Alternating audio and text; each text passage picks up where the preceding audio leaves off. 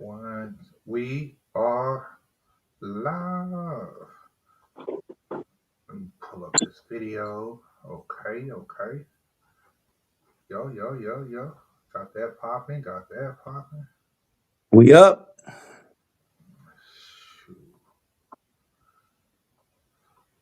Ah, oh, man. Oh, let me send this link out.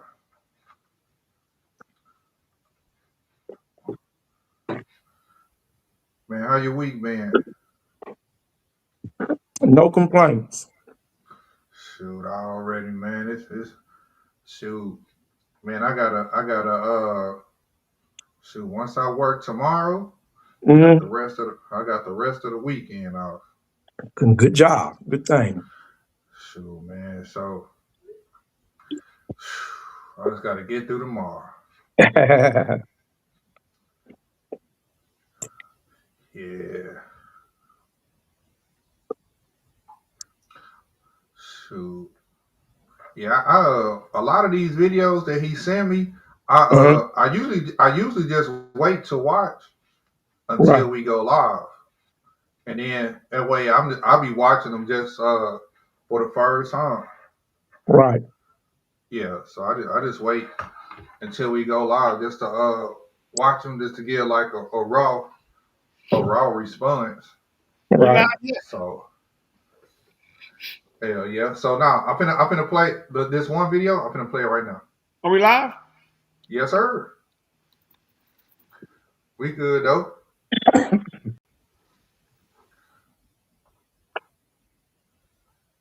Let me see something. Go ahead. Footage. Your 12-year-old son was choking to death. This man saved his life with the Heimlich, and you're in my courtroom trying to sue him for assault? That's disgusting. Every charge dismissed. Latoya Brooks is suing Marcus Reynolds for $150,000. She alleges that while he performed the Heimlich maneuver on her choking son, it was very inappropriate and disturbing. He hurt my baby.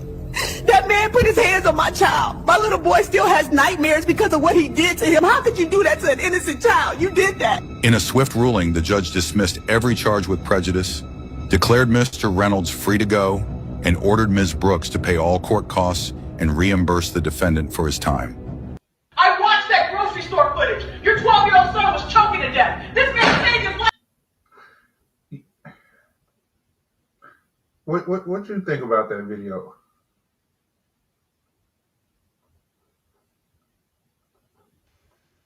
If that's real, man, that's wild, bro. I don't Yeah. know. I think it's like a money grab. You know, people will try to do anything to sue people. Like a money grab. Man, I can't tell if it's AI or not. But I did see a similar video,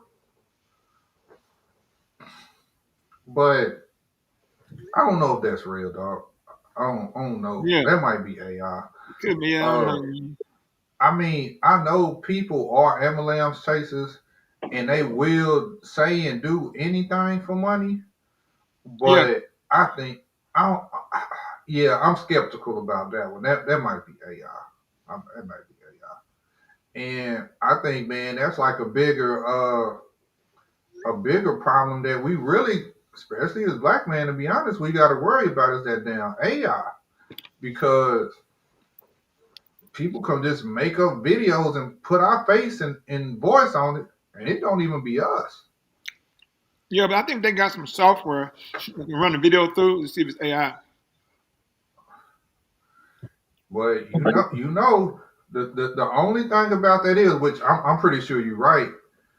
Once the video get out and people start to make assumptions, even once the real comes out, that never get the same amount of Yeah, coverage.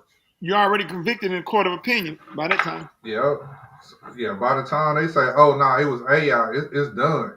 Well, he could have still did it anyway. So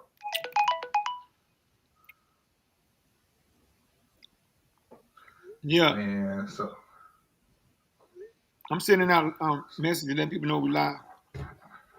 okay. Yeah, I'm gonna go to the second video you sent me. Let's see what this other one is.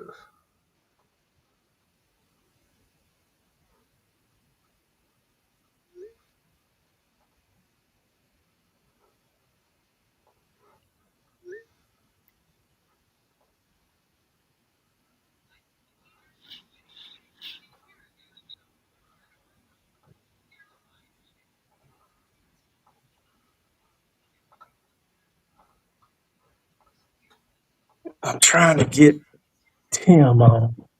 I sent you the link to send him the No record type link. of comprehension skills, Okay, no type of let me critical see. Or at least thinking. watch it. They cannot do anything on their own. High school teachers are quitting and warning America about the future of our workforce. Here's why. As somebody that taught high school and basically educating our new young adults, every last one of us should be scared. These kids cannot read.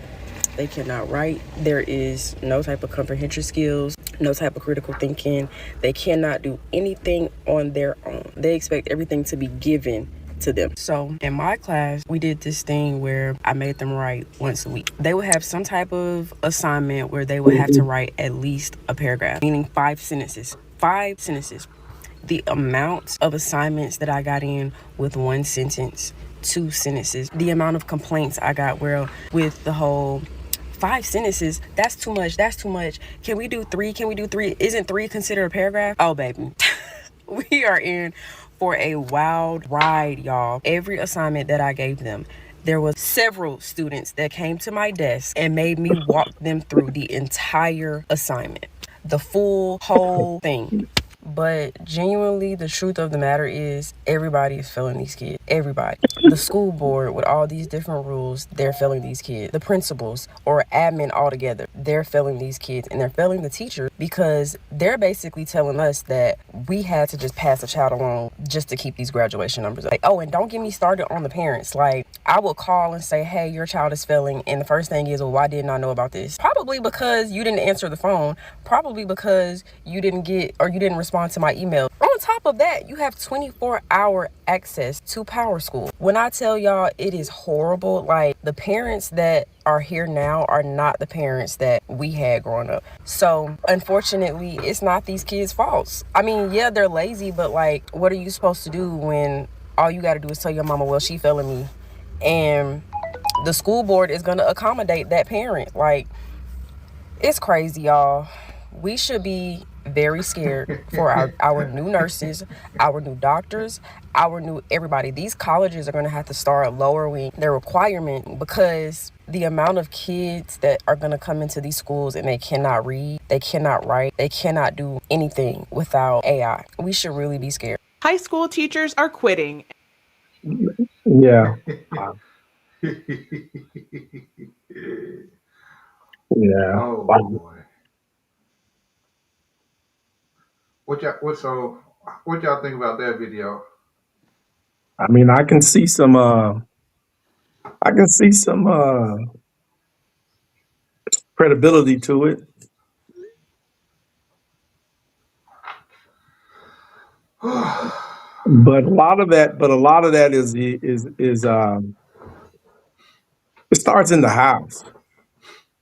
Mm-hmm. The accountability of holding the kids accountable, and it starts.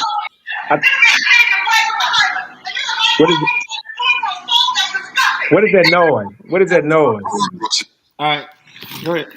A lot of that is not holding the kids. We've lowered the standard of the expectation of what you have for kids. The expectations when we were growing up was totally different. Was totally different from what was expected of us growing up, and we don't. Those expectations have been. And I go back to it. I think we talked about this on our first. To circle this wagon again. We talked about it on our first podcast. The nucleus of the family being the father being absent. And, like we said before, even working in the barbershop, you got kids in 11th and 12th grade still expecting their mama to bring them to the barbershop to get a haircut. Like, I guarantee you, every one of us that's in this on this tonight, when we're in 11th and 12th grade, Mama wasn't taking you to the barbershop to go get a haircut. That was those days were over with. You're on your own to go. It was totally up to you at that point to go take care of that. And it's like Malcolm Gladwell said in that book, The Tipping Point. You remember? Have you ever read that book, The Tipping Point, Jason? No, I don't think I read it. Well, what Malcolm Gladwell talks about tipping points, how those little small things, and I mean, and we're missing the small things, and those small things are creating bigger problems. And what she's talking about as far as the accountability of the student, I think a lot of it is accountability. Accountability.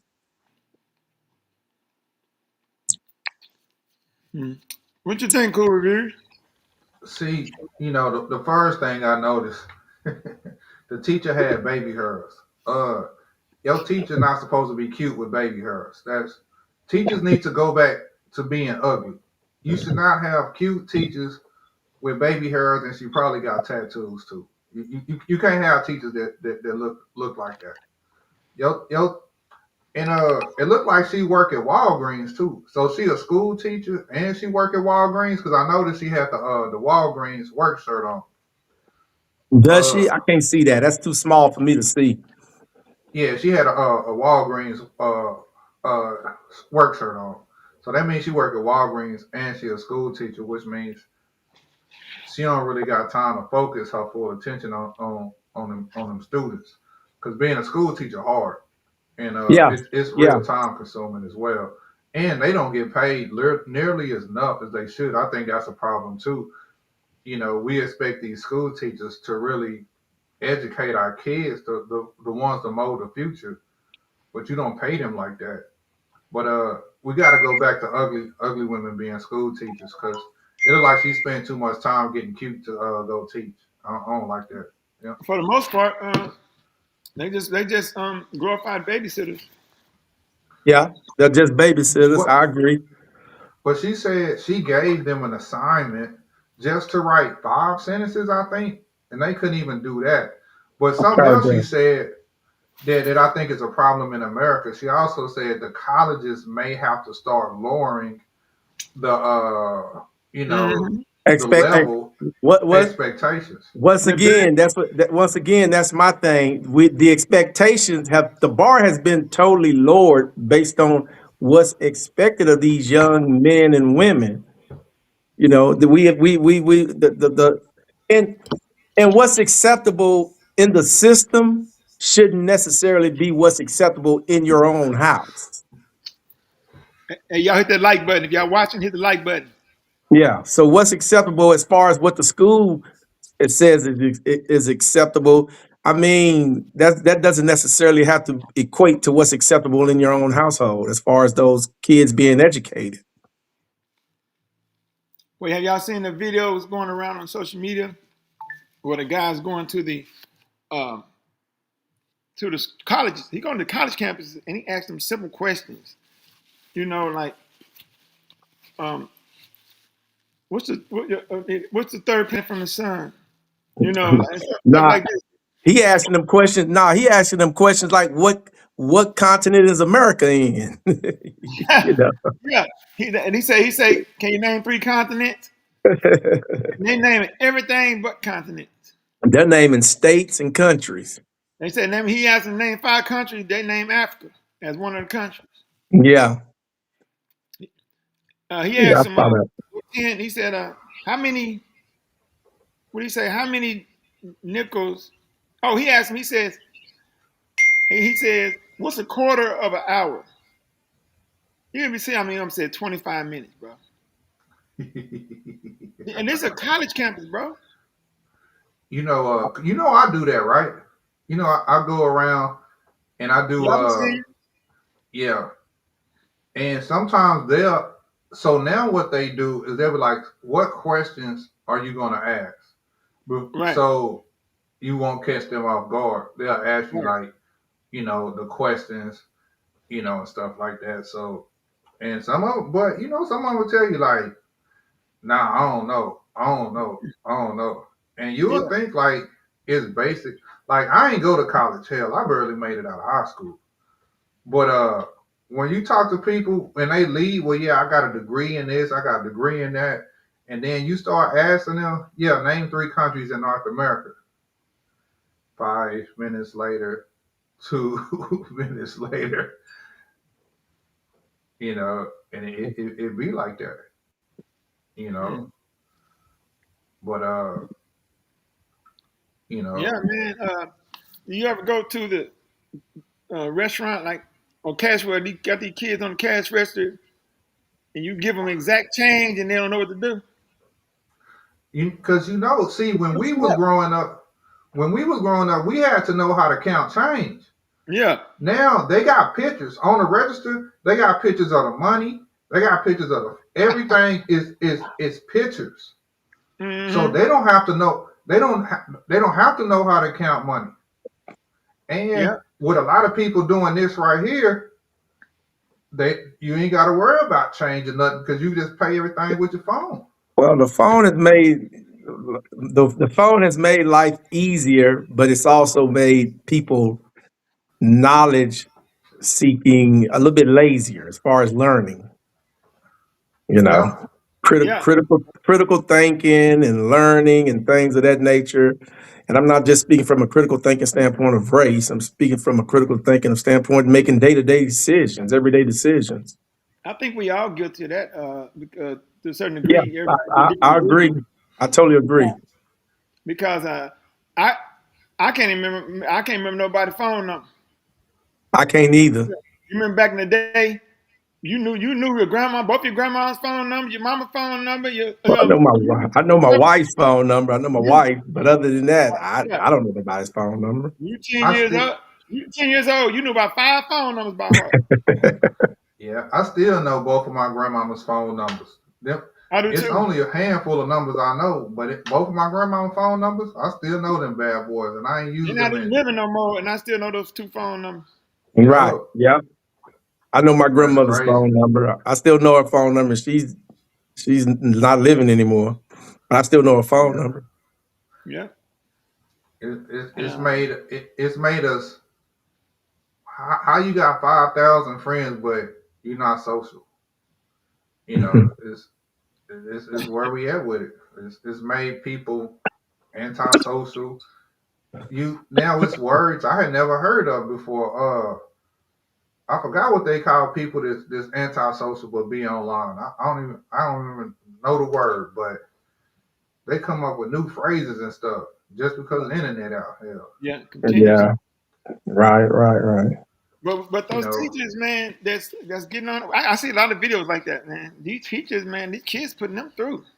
I don't think I agree with Cool Reviews. Also, I don't think teachers get paid enough. No, because these kids want to fight, cuss them out, do what they want to do. There's no backing for the teacher. The school board's scared of the parents. The teacher's scared of the kid. School board's scared of the parents. And parents come up there backing up the teacher to jump on the teacher. Backing up the kid to jump on the teacher. Because I'm a mailman in the hood, and I'm like, the parents don't be parenting. They mamas and kinfolk is on social media twerking, shaking that ass. They worrying about the next party. They ain't trying. All you hear is go to your room, go sit down somewhere, get out of my face. Mm-hmm. Like, how many videos do we be seeing online where them women be doing adult stuff and a little kid in the background? Mm-hmm. So now they just send them to school, and the teacher supposed to raise them, sometimes feed them, sometimes clothe them, and you can't hit them, because if you do, then mama gonna come up there and be ready to fight a suit. So being a school teacher, hey, they different. That whole situation different. I don't know. but they shouldn't be having no baby hairs coming to school looking cute. We just had one. There was a stud in there looking at them Oh, girls. you see that? You see that? She looked like them, though. She looked young. Yep. Yeah, teachers shouldn't be young. I think that high school teachers should be at least at a certain age before they can teach high school. Yeah. And I think they should be at least 29 years old, 30 before they can 20. teach. No, they need to be like 39, 29. If you 29 and you got a 17-year-old student, you can bone. You know, but nah, You I can mean, bone like, your teachers. at least you 10 years older than your student. These teachers come out of they come out of they enter the workforce in a school teacher as they're 23 years old. Yeah, and they just like, yeah, they boning, they for sure. I remember when I was in high school, some of them younger teachers was for sure boning the football players, the basketball players, the D boys that were still in school. It was a few teachers in there that was boning or getting boned. Man, Yeah, you gotta be old and ugly. yeah, you know they got, like you said, bring the other teachers back. You know, those teachers like that, they want to be seen and all that. Those teachers should like be teaching little kids. Uh-oh, there go the rebel rouser. Mr. Goss. Oh, there go Tim. What's up? We can only see the top of your head, sir. Move your That's camera all. down. That's all you need to see. Move your camera down. I want to see them facial expressions when you bust your head. I don't make facial expressions. Let's see. How you change this thing? No. There you go. Go ahead. Can you see me now? Yeah. Okay. Now I can't see the rest of y'all. You see us? No. You can't see us? No. I can see you, but my there you go. Can you still just see the top of my head, or can you see my face? I see your face. All right. Now I can't. White Low, you talking about me? I can't even see. He ain't even in the picture. Don't worry about it. We good. I'm just here to observe and learn. Yeah. You know, I'm uneducated. I'm trying to get educated. Yeah, right. Whatever. We trying to get educated. Oh no. All right. What's the? Let's go on and shut that one down. What's the next piece of? And in closing, I'm gonna say on that video in closing, for me, I'm not too concerned as far as what the bigger issue is not necessarily what the teacher looks like. The bigger issue is the kids' accountability for me. And it starts, like I said before, it starts in the house. The foundation is built at home. The expectation is built at the house.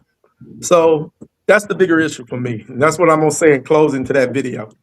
That's true, man, but it makes it difficult for your kid when they make fun of your kid because he just sitting there being respectful.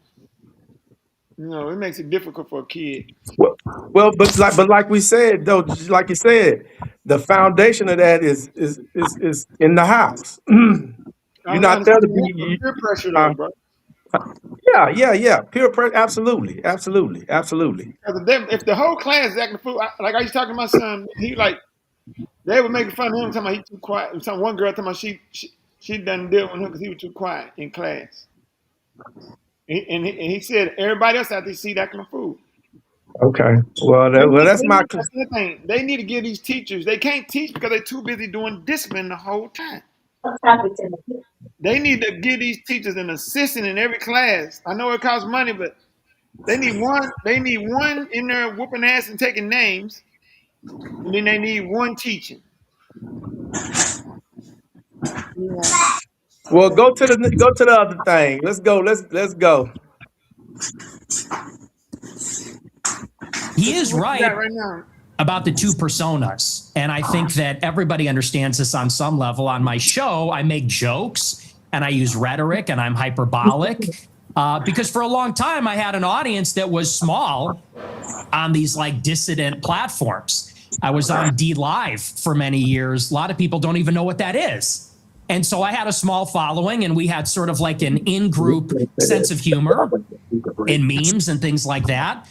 And you talk about it one way on a freewheeling live stream when I'm by myself and I'm ranting, and we make jokes and we play devil's advocate. We play with different positions. But then when you sit down in an interview like this one, and people ask me a good faith question, what do you actually believe? Well, then I clarify and I say, well, here I'm not joking. Here I'm not being hyperbolic. I'm not being rhetorical.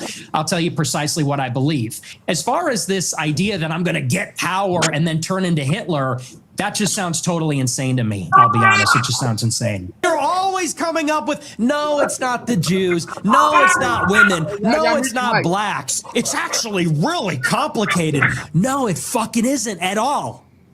Jews are running society. Women need to shut the fuck up. Blacks need to be imprisoned for the most part. And we would live in paradise. It's that simple. That's 100% true. Everything I said in that clip is true. Including that blacks need to be imprisoned for the most part. Yeah. Yes. But all of them? No, for the most part. What does the most part mean? What percentage of American blacks would you like to see in prison? Whatever the percentages of the murderers. I think it's 1 in 20 black men will commit a murder in their lifetime. So maybe let's say that, 5%. Oh, so you're talking about black people who murder people? Yeah. Oh, absolutely. Yeah. But you didn't say that. That's You the just crime said problem. blacks need to be imprisoned for the most part. You didn't clarify that you were talking about black murderers. Right. No, you're right. That's a good addition to that. That's a great point. Do you think it's funny or? I do. I think it's hilarious. I think it's totally true. Do you think a black American would find it funny? You think that blacks should be imprisoned for the most part?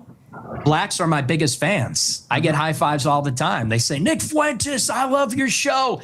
They agree with me. And you want to know why? Here's the difference. Black people are the most victimized by other black people. You think black people want to live in the hood and the ghetto and get shot all the time? That's what happens in the south side of Chicago. You should come here. I'll take you there. We could go to Garfield Park. My son we could went go to Chicago Inglewood. University for a year, actually, several years ago. Yeah, that's a bubble. That's a bubble. You think you're in Chicago and Hyde Park? You don't know Chicago. Go a little bit west, see what it's like over there. And I'll tell you, black people agree with me because they're tired of it too. And maybe not most of them, but a lot of them agree with what I say about that because they know how it is. That's why the first thing they do when they make a little bit of money is they go and leave to another neighborhood. Okay, so what was I'm gonna take a pause on the facts, guys. I mean, that's a fact. If you're asking me, do Go I ahead think and pause that it. people that Do kill review. people need to go to jail? I think that's an undeniable For sure. fact. For sure. I think that All right, what y'all think so far? You got to pause it. It's not pause. You muted it. It's paused. I mean, the party saying murderers should be locked up. Yeah, who's going to argue with that? But you got to be careful the way he said it at first. He said black. yeah, but Pierce, Pierce Carlson. the way he said it at first, yes, it's misleading. But once Pierce Morgan, huh? Which one is he? Huh? Is that Pierce Carlson? Pierce Morgan, The the one who's doing the interview. Yeah. But I mean, once he corrected him and then said, "Hey, you just said blacks," and he clearly went back and said, "No, I'm talking about black murderers." Nobody's gonna argue with somebody saying lock up black murderers. Who's gonna argue with that? I think Tim will. Nah, you can't argue with that. You know nobody's gonna argue with somebody saying lock up a murderer. I mean, lock up white murderers, lock up Mexican, Hispanic murderers, white murderers, black murderers. I mean, yeah, lock them up. All right, let's see what he says next to see if he racist or not. Whoo-wee. Good Lord.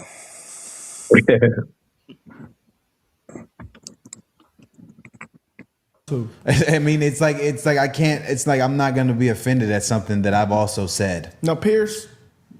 He just said, "Oh, I went to Chicago University." That's the problem. Said my son did. Well, whatever. A lot of these liberals. I'm not gonna Pierce is liberal. I don't know what he is, but a lot of people that try to sugarcoat what's going on in the black community and in the hood don't have never been to the hood, and they have never been around black people enough to know what black people do here. So I mean, we just watched the video of a birthday party getting shot up. I mean, these are the type of people and type of things that happen in the hood. I mean, it may not happen at the rate people try to deny it, but the fact that it happens is enough to make these type of comments. I think those people need to go to jail. I've said that on this channel too. I've said that the crime that black people commit against other black people is a problem. We talk about that on this channel all the time. We get accused of being coons, sellouts, tap dancing for white. So it's like, bro, I'm a black person. I see crimes committed against people that look like me by people that look like me. I take issue with it. It doesn't matter who agrees with me. It's a problem. These conservative ideologies are 2 + 2. Now it's really not even a conservative ideology. I really just feel like that's just a factual ideology. If you kill people,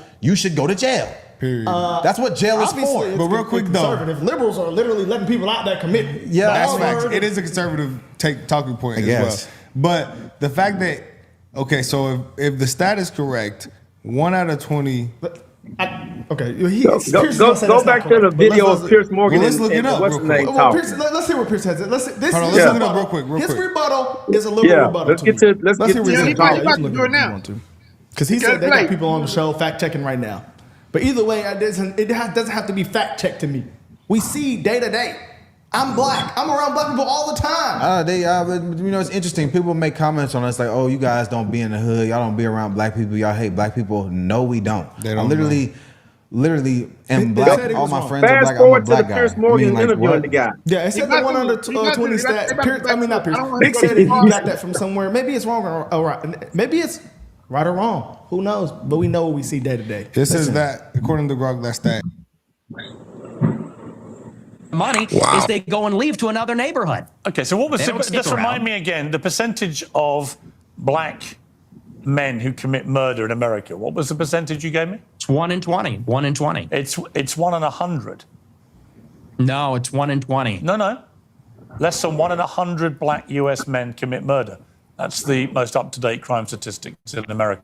That's not true. I've seen other statistics. They say 1 in 20 will eventually commit a murder. So your rate means that you're saying that 5 times as many black men commit murder as the official crime statistics say. Yeah, there's a report, I believe, on X by Data Hazard. I'll have to go and double check that for you. But yes, there's some pretty shocking evidence that says that it's far more alarming than you would think. Okay, you would accept that the official crime statistics are 1 in 100. No, let's check it. We do need to check it. I don't care about the stat at all. I don't care about the stat at all. I care about stats and facts and speaking the truth. Well, I mean, he said Data Hazard. Look, at the end of the day, we know what the hell going on. Everybody gets stats wrong every day. Well, here's a black male violent death rate. It says in 2022, out of 100,000 black males, 56.4% died by homicide. Right. So, but the stat that I do always look up, and I've checked like 3 or 4 times on different websites and everything, black men are responsible in America for 56% of every single murder committed. That is a stat that is concrete that you can look up that I'm very confident in. What'd you say? Black men are responsible for 56% of all murders in the U.S. Let's let them continue, guys. But let's forget the stats let's just fact check it. Let's forget the. Do y'all want to live in the hood and do y'all want to go to the hood? We know the Why not? answer. No, Why not? So that's all. We're not arguing that. Hold on, brother. Because that's like hold on. We're not arguing the contrary at all. We know what side we're on with this argument, but it's just for the sake of the argument. So that when the other side tries to push back, you have numbers and facts to back up what you are saying. But it says right here for who the hell wants to live in poverty? That's stupid as hell. That's a dumb argument. That's just him trying to be the antagonist. I just want to get to the part where that's on the FBI crime report. I don't want to hear them talk. 6%. How I move around black people? I don't want to hear them talk. I want to hear the guys being interviewed. I don't want to hear them talk. I just want to hear Pierce and DeQuintes do the interview. The light skinned guy, the light skinned just trying to get likes. That's all he's trying to do, because everybody know there's more white people in America than there are black people. So if you look at all the statistics, me and Loda looked at them numerous times. White people commit more murders than anybody else because there's more of them. Now, if you say that more crimes are committed in black neighborhoods against black people, that's a true statement. If you say black people want to get out of bad neighborhoods Who the hell don't want to get out of a bad neighborhood? You see white people want to try to get out of trailer homes. Do that mean they bad? No, that means they trying to get out of trailer homes. But see, that makes no sense. Tim, I hate when y'all come from the angle with the argument because that's disingenuous. What you mean? Because y'all don't take into account per capita. I just did. I just told you that. No, There are more white people in the world. We know that hands down. Right. There are more white people. Actually, that's not even true. There's more white people in America, not the world. Okay, so in America, the crime rate is higher. I mean, there's more white people committing murder than black people. The percentage-wise means there's more black people per capita committing more crimes. I said that from the get-go. Okay, I understand that. But in a poverty situation, there are more black people in poverty than white people. If you have more black people in poverty, then you're gonna have a higher crime rate. No. What do you mean, no? One thing at a time. It defeats the purpose of acknowledging, right, that black people murder more per capita. It defeats the purpose of mentioning how many people white people murder if you're going to admit that black people murder more per capita. So right, because that fits your narrative. Narrative says black people are more. The narrative say black people are more violent than anybody else. That's the narrative. To get that narrative, I got to tell you how many times black people kill black people than anybody else per percentage numbers. Okay, so I understand that. Wait, was it a true statement? Yes. So, we're not arguing about the statement. That's why I said the numbers. Are you admitting that black people are more violent? No, black people aren't more violent. How do you figure that? The stats say that they are. Okay, who runs prisons? Blacks or whites? It depends what prison you in. What unit you on? Who runs the prison? I ain't say who in the prison. You talking about the guards and stuff? Who runs the prison? He ain't talking about who works in the prison. Who runs the prison? When I was locked up, the damn administration ran the prison. Right, you damn straight. Are the people running the prison black or white? Both. Negative. I was a prison. I was a prison guard. Out of all of the wardens and the meetings they had, there was more goddamn white people running that prison than black people. There were more in administration. It was always white folks running the prison. Wait. So if the white people running the prison, they're letting people commit crimes in prison. They're letting them commit the crimes. Hold on. What? There's just as many Mexicans running the prisons. They ain't running the prison. They not running the prison. Yes, they are. I did 8 years in prison. I'm telling you. Listen, per capita, you're looking at about the ratio of population. You see what I'm saying? No, I'm not. You're talking about inmates. You're talking about inmates. I'm talking about the administration. Now check this out. If black people are 13% of the United States population, right? Here we go. Here we go. Oh Lord. Don't it make sense? No. You ain't gonna let me talk, bro. If black people are 13% of the population, wouldn't it make sense for only 13% of the administrative staff to be black? Tim, I don't know what happened to Tim. Tim got bumped off. More black people everywhere. Oh, there you go. He's back on. Don't worry about. I'm coming back. I ain't running nowhere. I'm back. Wait. First of all, Jason. Wait. Did you hear what I said? What? When I said that Tim, does it make Tim, sense? lower your phone. We can only see the top of your head. Lower your No, phone. that's not my phone. That's the whatcom. That's not me. Shut your computer, Yeah, bro. Shut your car. I'm You, my Yeah, own that's computer. it. I'm on That's the better phone. right there. That's better. see, You listen. ain't gotta see me. You can hear me. Now we Well, want to okay, see go what's ahead. on the show. Look, listen. 13. If the black people make up 13% of the population, does it make sense for them only to make up 13% of the prison administration? Jay, where the Just hell answer I the question. go? Now, yes or no? Yes or no? No, that don't make sense to me. Oh my God, bro! Come on, we got to be logical around That here, don't bro. make sense. What don't make You're sense? talking about. That's not what the arg. That's not what our discussion is, Jay. You brought it The up. discussion You is brought it up. You wait. said who runs the No, prison? Jay. Our If 13% discussion of is the administration is who is black, more. then we all You run it. said black people. You said black people are more evil. I mean, are more violent than They anybody are. else. They are. Who did we learn from? Why you keep changing? You keep going. Bro, you got to concede on one Who thing at a did time. we learn from? Wait. We still got to stay on the topic, bro. Who Concede did we on one learn thing. from? Bro, we can't dialogue like this, bro. You gotta Who did we answer. learn from? You can dialogue any way you want to. Who did we learn from? You can't dialogue like this. You Who did gotta. we learn from? Can I talk? Can I ask you? Can I Who? talk? Who? When you tell me who we learned from, I'ma shut up. Well, most of the black people I know learn from each other. So what you talking about? Okay. All right, then I'm quiet. You right. They learn what So you mean to tell me we learn violence from each other? These people don't even see white. They don't even be around white people. What you mean? They learned what does learned evil? The people that's packing the prison don't even be around white people. Okay. All right. You right. But let's stay.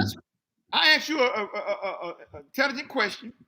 I said, if we make up 13% of the U.S. population, doesn't it make sense? I'm asking you a question. Doesn't it make sense for us to make up 13% of the prison administration jobs? No. Oh my God, dog, you're killing me, bro. So we make up 13% of. Show me where you got that number from. Where did you get that number from? Bro, I was in prison. I know how many black people work there. What are you talking about? Okay, so you were locked up in prison. I worked as a prison guard, so I seen just as many people. When I walked out the door every day, every shift, I see who was in charge. Let me ask you this. We gonna work there because we need the money, but we're not the people in charge. We are the people who are working. We are the slave workers. Give me the position that you consider in charge. The warden, the assistant warden, the chief of administration, the chief of security. That's in charge. Okay. Being a lieutenant ain't in charge. Okay. You're in charge of the other knuckleheads that's watching you. And if you want to break it down, when it comes to prison, the prisoners are in charge. They're 8-1. They're prisoners to one guard. All right, let me ask you a question. Oh my God, you are killing me. Let me ask you a question. Can I ask you a question? I'm listening. Okay. Does those positions you name have 13% black people? Do they have 13% blacks in the administration? Those positions that you named? No. Well, we have to look at prove me wrong, Jay. Show me what the percentage is. Show it to me. Okay, so show me the percentage. Show me the percentage of where you have 13% of black folks running prisons, running the prison, not in prison, running the prison. Hold on, cool. Go ahead. Okay, what the data shows: staff, guards, corrections, jails, officers, etc. According to recent 2025 estimates amongst correction officers in the United States, 57.3 are white, 18.4 are Hispanic or Latinos, 16% are black or African American. For prison officers, more broadly, one source lists 61% white, 17% black, 13% Hispanic, 2.3% Asian, 0.9% Indian, and 5.2% unknown. For jail officers, Hold on, wait. Wait, hold on. Wait a second, Jay. Wait. Let me ask you something. Wait. Time out. Hey, real quick. Let me say something. Okay, what we gonna do is, first of all, we gotta let one person talk at a time. One. Hold on. Let me finish. Let me finish. And then I'm gonna let y'all proceed. One person talk at a time. Let one person make his point, then the next person make their point. But we can't have 2 and 3 people talking at the same time. That's not gonna work. So hold on, let me finish, and then I'm gonna let y'all speak. So we can't have 2 and 3 people trying to talk at the same time. So one person is talking, let that person talk. No, but we're grown, but we gotta. 3 times for adults. Say you gotta say it 1 time. Go ahead. No, go ahead. Okay, wait, Jay. Jay, wait. The man who's doing the statistics. I gave Jay the the officers that are running that are coming to work every day. That's way more than 13% because we need jobs, and we're gonna house and work wherever we got to work. That's not what our discussion is who's in charge of the prison. That means I'm just talking about the warden. I'm talking about the assistant warden. I'm talking about the chief of security. Those are the 3 people. Those are the kind of people I'm talking about that's running prisons. I'm not talking about the lieutenant. I'm not talking about the captain. I'm not talking about the officers. I'm not talking about the cook officers. We're not talking about none of that. Me and Jay are talking about running the prison. He don't see the warden every day. I didn't see the warden every day. We want the people who are in charge. What's that percentage? Okay. So what do you mean by the people? If we're not talking about the officers and the lieutenants, who are we talking about? The that wardens. are in charge? Wardens. Wardens are in charge of prisons. Wardens and assistant wardens are in charge of prisons. Officers are just running the prison. They ain't in charge of shit. If you actually break it down, the inmates let the guard do their job. Oh, my bad. I'm sorry. I said I'm sorry. Let him talk. Go ahead. Cool review. Oh, I'm looking it up. I'm looking it up about wardens and race. So I'm gonna Google that and come back. So what is the disconnect here? What is the complication here? We're not. Jay said we're more violent. He's looking it up. Jay said we're more violent than white people. That can't be true. Hold on, we're gonna get to that. See, we can't keep okay. I'm quiet. Time. Okay. Cool reviews, go ahead. We can't hear you, cool reviews. Yeah, he ain't said nothing yet. I'm just looking for that statistic real quick. Breaking down about. No, well, see, where did you say wardens? Yeah, about the wardens, and I'm not seeing a breakdown of the race of wardens. I ain't gonna do that. They not. Yeah. They don't want you to know that. All I saw was the supervisors and admins, and the officers, the jail officers, the prison officers, the correction officers, but I don't see like the actual warden numbers. Right. I can't find that. That they're not the people who own the prison and the people who run the prisons. They don't want you to know their race. They want you to know the lieutenant's race because the lieutenant is normally a captain, a black person. The captains are that works. The people who work at prison, there's a higher percentage of black folks that works at prisons because they pay good money and they know that it's a job, easy job, a job you go to every day. He's right about that. I'm giving Jay all of that in the bag of chips. I'm not saying that the black folks aren't in the, but we're talking, huh? We know that. We know your argument. Go ahead. Yeah, we're talking about talking about the violence level. We understand that. But black folks can't be more violent than white folks because white folks taught us. No. Yes, they did, Jay. It don't matter who taught you. If you're more violent, you're more violent. What do you mean? Jay, y'all just had a discussion about teachings in school. The reason they not learning is because they wasn't taught. Okay. The reason we know violence is because they put us in a box and said, "Hey, go at it." They put us in a box. If you put a bunch of ants, red ants and black ants, in a jar and leave them alone, they're not gonna do nothing. They're just gonna sit and walk with each other. But as soon as you shake that jar up, they're gonna start fighting. That's the mentality that we have. It never ceases to amaze me how you guys just ignore stats. Who is you guys? What? Sean ignored stats from last week. I sent him my proof the next day or two, and he ignored it. Whoa. I ain't going there with you. All right, no. Time out. No, I told you.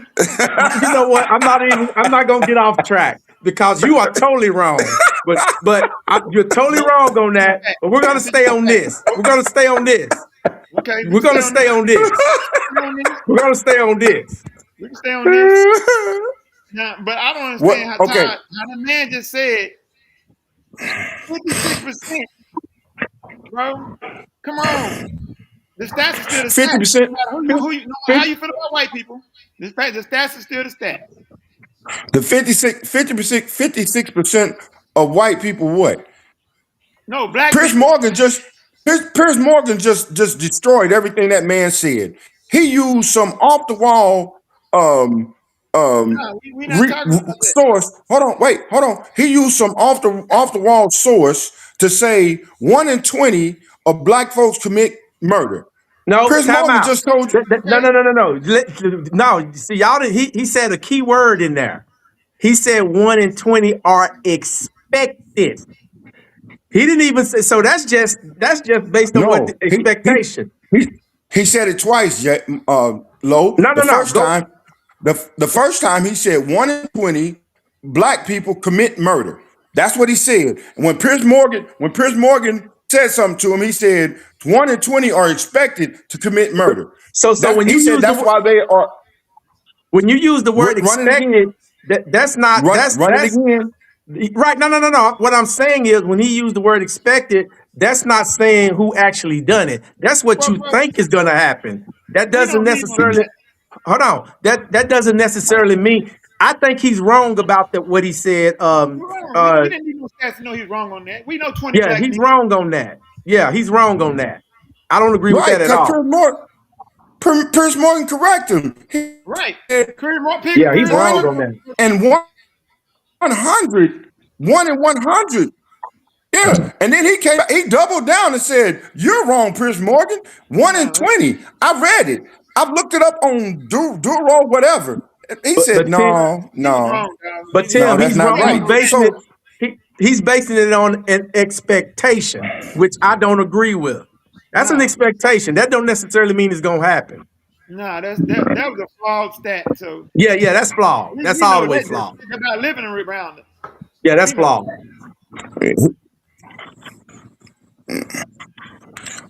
But all right, go back to the Piers Morgan thing. So let me go get my education. Go back to that Piers Morgan. Go ahead and play it with Clue Reviews. If you're a small population and you get numbers like that, that makes you the worst one. Hold on. Go ahead, Clue Reviews. That's true. You're right. 1 in 20, you worse than anybody. No, if you get numbers like 1 in 100, you're the worst than everybody. 1 in 100? Jay, you're in your own 1 in 100 in your community.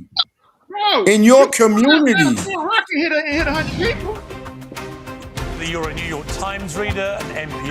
Hold on. By myself, and I'm ranting, and we make jokes, and we play devil's advocate. We play with different positions.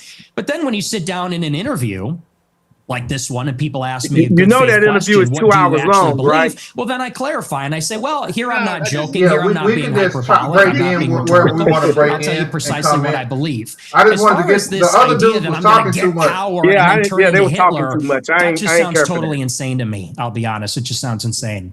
Do you have aspirations for political power? Not really. I think that if I wanted to run Huh? for office, I wouldn't say a lot of the things that I say. I don't know that a lot of people would vote for me. I tend to offend Hold on. everybody. You're a New York Times reader, an NPR fan, a Daily Wire subscriber, or an avid consumer of all things Tucker Carlson. For several months now, there's been no avoiding the subject of Nick Fuentes. And let's be clear, the main reason you're hearing about him is because he's popular. A large number of people, especially young men, are interested in what he has to say. What that says about our society and our culture is the subject of ferocious debate. For many people, it's a grave indictment of an insidious immorality. For others, he's a product of a culture which has turned on its own and left many young people feeling listless and bitter. He's either a litmus test for right-wing hypocrisy on free speech or a walking, talking manifestation of where the lines should be drawn. And a frankly preposterous amount of airtime has been spent on debating everything from his ideology to his sexuality, You gotta back it and up. whether I think anyone you should went actually past talk to him. For the most part. He didn't go to it. And we would live in paradise. It's that simple. Right there. Okay. Would you like to clarify what you meant there? That's all true. That's 100% true. Everything I said in that clip is true. Including that blacks need to be imprisoned for the most part. Yeah, you got to fast forward a little bit. Fast forward a Yes. little bit, cool reviews. But all of them? No, for the most part. What is the most part? A racist, aren't you? There you All right, go. look. Go back just a little bit. Go back a little bit. Just a little You're bit. fine with saying Go you're back a just a racist. little bit.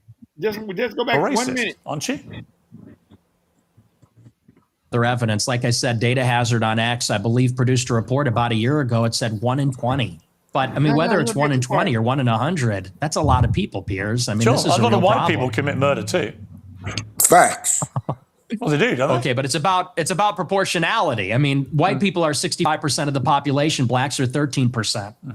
And I think anybody would tell you that more black people proportionally commit violent crime than white people, and people vote with their feet. People would rather pay a much higher property tax. Most mass what's with the shootings- interruptions? I'm sorry. Thank you. I appreciate that. You know, you look at in Chicago, in New York, these neighborhoods are so stratified. People would rather pay a high tax rate. They'd rather pay a much higher property value to live in a less diverse, less black neighborhood because they don't want to live around the violence. And I think that when you look at even on the public transit, the subway, the blue line, you know, people don't want to go there because they know who occupies and menaces the public transit. It is these people like Daniel Penny had to deal with. It's people like Irina Zarutska had to deal with. And that's just the uncomfortable reality. You've also said you don't want to live near black people. Let's take a listen to this clip. I'm a new generation of white person. I'm not living around blacks. Sorry. You know, You're not even white. I want white kids, and I don't want my white kids bringing home black people to marry. You're not. It's racial See, that's for the me. problem. He's not just white. He mixed. And call me racist. Oh, very Christian of you. I don't give a fuck.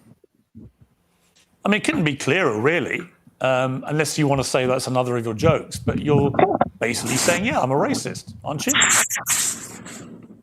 Yeah, I'm fine with that. You're fine with saying you're a racist? Totally. I think everybody's racist. I think everybody, if we're being honest, is racist. I think everybody, the only people that aren't racist or pretend not to be are white people to their detriment. Everybody else is racist. So earlier in the interview, you got aggrieved at the idea that your father was a racist. You wanted to make emphatically because sure my father's. He's not. Because my father doesn't share my same views on that. So he's the exception to the everyone's a racist. Well, everybody's a little bit racist. You're right. So maybe everybody. The difference is you're attacking my father. You know, he could get fired from his job. I'm not attacking your father. You are. No, I'm not. I don't know your father. And to be clear, I have no knowledge about him at all. Well, then let's leave him out of it. Well, Let's leave him out of it if you don't know him. Hang on, Nick. You put that story into the public domain on your show. I'm simply reminding you of what you told everybody, millions of people, about your father. If you now want to retract it, fine. If you want to say it was a joke, which is what your position was earlier, fine. But I'm allowed to put to you things you've said publicly. That's not unfair. That's not me targeting your father. You put that story about him out You know there. what you're doing. You know what you're doing. I'm asking you about a pretty shocking anecdote, which to me looked like you were saying your father made decisions about where you as a family would eat based on skin color of people who worked at these places. If you say, or use them, if you say that is not what you meant, that's fine. You can respond any way you like. But the idea I can't ask you about it without you saying I'm attacking your father is ridiculous. Well, you are, and you know what you're doing. And there's a political culture in America where if you have the wrong views, you get fired from your job. And my father has a job. And if you go on here and say, you charge him with racism or something, and I'm put in a position where I don't look like I'm sticking to my guns if I don't say my father's a racist, you're putting him in jeopardy, and he's not here to defend himself or explain his views. And it's very low, and I think you know exactly what you're doing, and people can see what you're doing. Okay. He didn't pause it. He muted him. What's your take on that, Jason? You're racist. I don't have a problem with it because everything came out of his mouth. I heard come out of black people's mouth. What? Wait, what? Everything that came out of his mouth, I've heard come out of black people's mouth. What's like you don't understand? So I'm baffled. First of all, nobody wants to live in poverty. Nobody. If you got a chance to move, you're gonna move. Name a place where a white person can't go. You can't. But I can name you several sundown towns. Okay. So what are you talking about? Everything he says come out of black people's mouth. Nobody wants to live in poverty, Jay. What are you telling me? He wasn't talking about that. Yes, he was. No, he didn't say anything about no poverty. He said black people. Yes, he don't want to live around he said they didn't want to live around black people because of the violence and because of the crime or whatever. But the poverty and the crime comes from poverty-stricken neighborhoods. So they go hand in hand, Jay. Why the crime They go ain't hand in that bad? hand. Okay, can I? They go hand in hand. Let me know when I can go. Go ahead. Okay, so why come we don't have the same crime in the trailer parks of Mississippi? And who?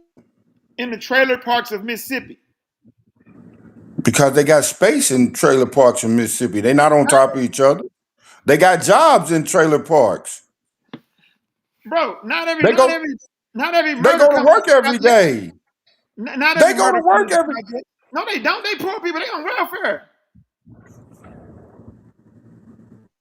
It's more white people on welfare than blacks, like you said. That's true. These people in these trailer homes, these trailer park people, they just as poor as black people. That's true too. But amongst them, they don't have the crime rate we got. They might have some meth or something like that going on. They overdose, but the murder rate ain't nowhere near like ours. They're not standing on top of each other. When you go to a church,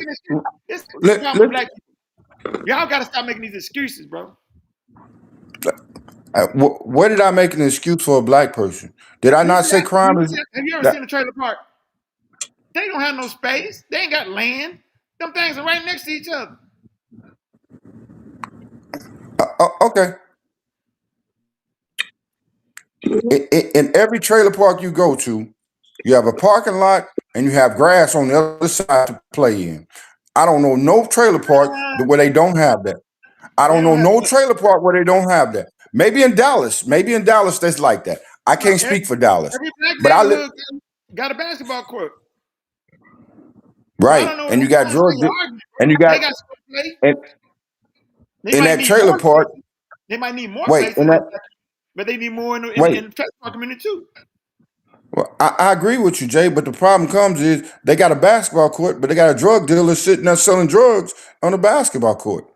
They got gang members. They got gang members. They got gang members sitting on the other side of the other basketball court. Whose fault is that? What do you mean? Whose fault is that? Did the Okay, white man? you're right. Did the white man make Okay, them be gang members? okay, Jay, you're right. Let's use that. I'm gonna use what you just said. Let's go with it's our fault. I'm gonna give you that 120%. It is our fault. But now I got one question to ask you. Okay. Why? Why? Yeah, give me the why. Well, one is because we had a great moral decline between now and the 1940s. We had a great 1940. moral. Right. We had a great moral. You asked me. We had a great moral decline. As of 1960, we've had a great decline in fathers in the homes. Hold on. As of the 1980s, we had rap music. As the 2000s, we had drill music. All of that is a variables that make a contribution why we the way we are.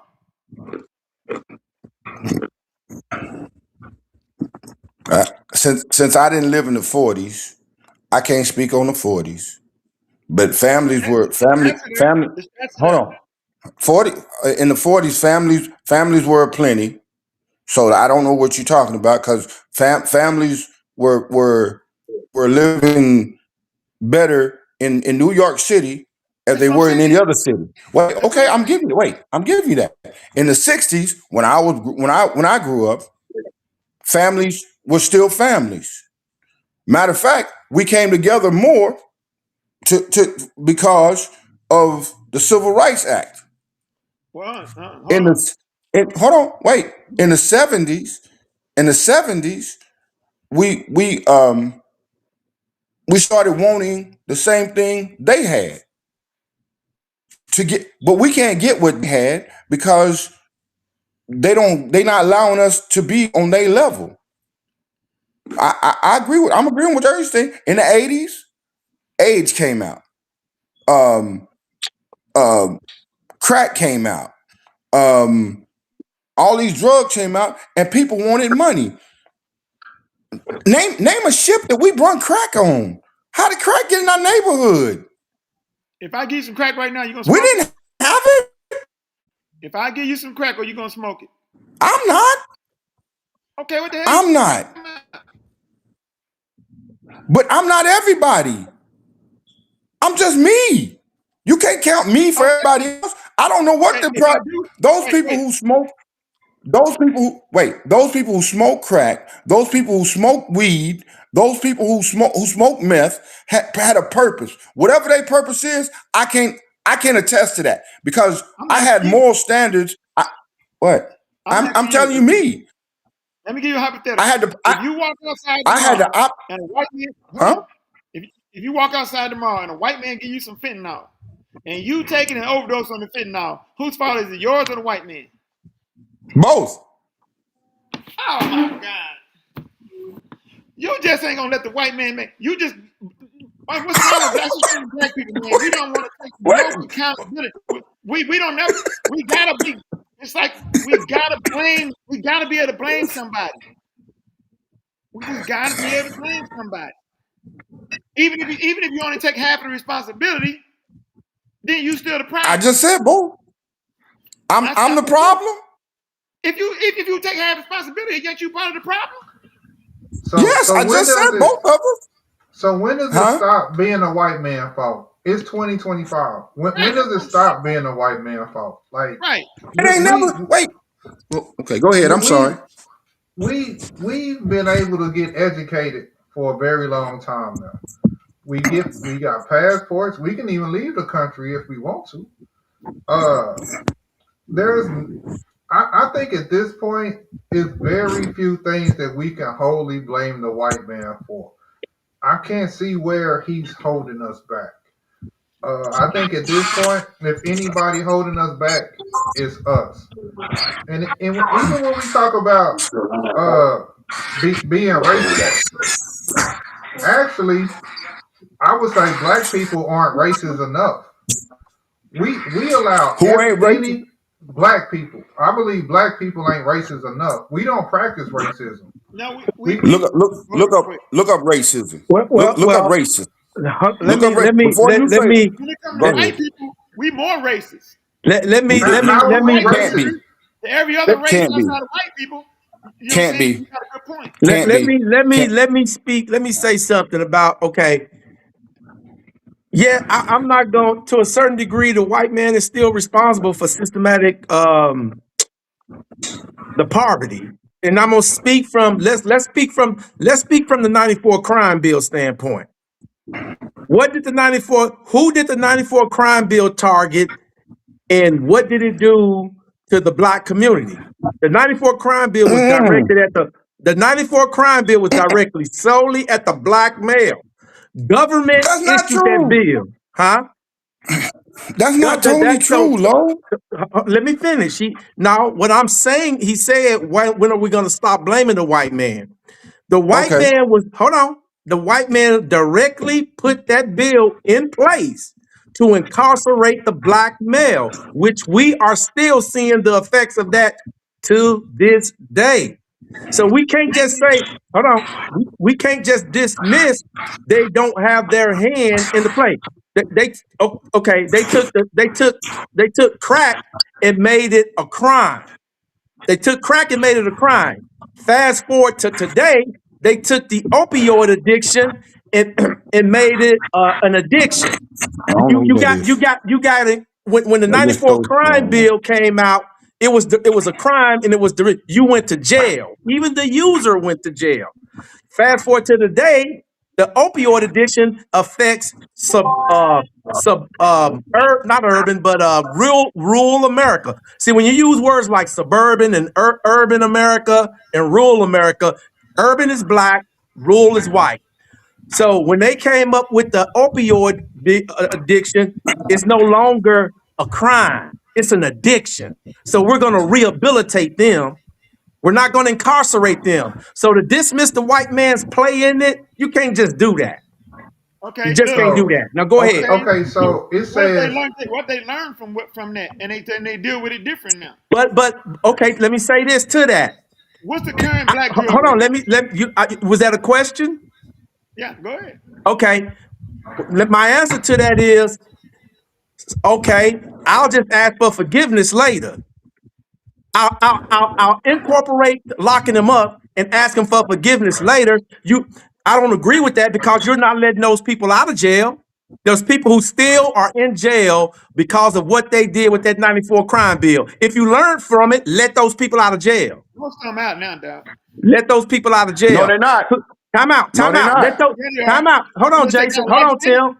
Hold on, Tim and Jason. Tim, hold on, Jason. Hold on. Let me say this, and I'm gonna let y'all speak. If that's the case, take that felony off of my record. Take that. If you learn from it, you know it was wrong. Take that felony off my record. You're not gonna do that. So that's my take on that. So what? Wait a minute. I'm confused. Y'all say I thought crack was a felony at the time. But right, exactly, right. You're right. Huh? Why would they take it off the record if it was because your statement was okay. We said two things that we said. We said why do we keep blaming the white man? That's number one. That was number one. Then you said, well, maybe they've learned from what the effects of what they did. Fast forward, what they're doing now with the opioid addiction. Maybe they learned from the crack epidemic, and they're going to treat it different. Well, wait a minute. You're not giving those opioid addiction people felonies. You're not giving them felonies. So why do these people who are addicted to crack still have to have a felony on their record? Take that felony off their record if they learn from their mistake implementing that crime bill. But you're not going to do that. You're not going to do that. So the results of that family is continuing to haunt them to this day. So if you learn from your mistake, take the felony away. Take the felony off. No, bro. This is 30 years later. They should have recovered by now. That family should have recovered by now. It's 30 years later, bro. Jason. I'm talking about the long-term effects of it. You removing the black male from the community. The black male How already removed from the community. So wait a minute. So wait a minute. You don't think? So wait a minute. You don't think that impacted the black community? I didn't say it didn't. Oh, okay. But not like you said it. What you mean? Like I'm saying it? Years later. Not 30 years later. Jason, growing up in a home without a father is going to impact you. Hold on, wait. Okay. Growing up in a home without a father is going to impact you, Jason. I agree. Now let me Cool Reviews. Look up the stats. Numbers can be. Hey, Cool Reviews. What percentage of black households were single parent mother households in 19? No. Time out, Jason. No. In the 1990s. No. Let me do my way, and then you do your way. School Reviews. Look up the stats in 1990s. What was the percentage in early 1990s? What was the percentage of households that had single parent moms? Jason, you're removing the black male out of the community, Jason. Wait a minute. I'm trying to You are taking the black male out of the community totally. Cool Reviews. Hello, stop for a second. Before 1994, what's the percentage of black males that was already out of the house before that crime bill? Don't say nothing. Don't say nothing low. Be quiet for a second.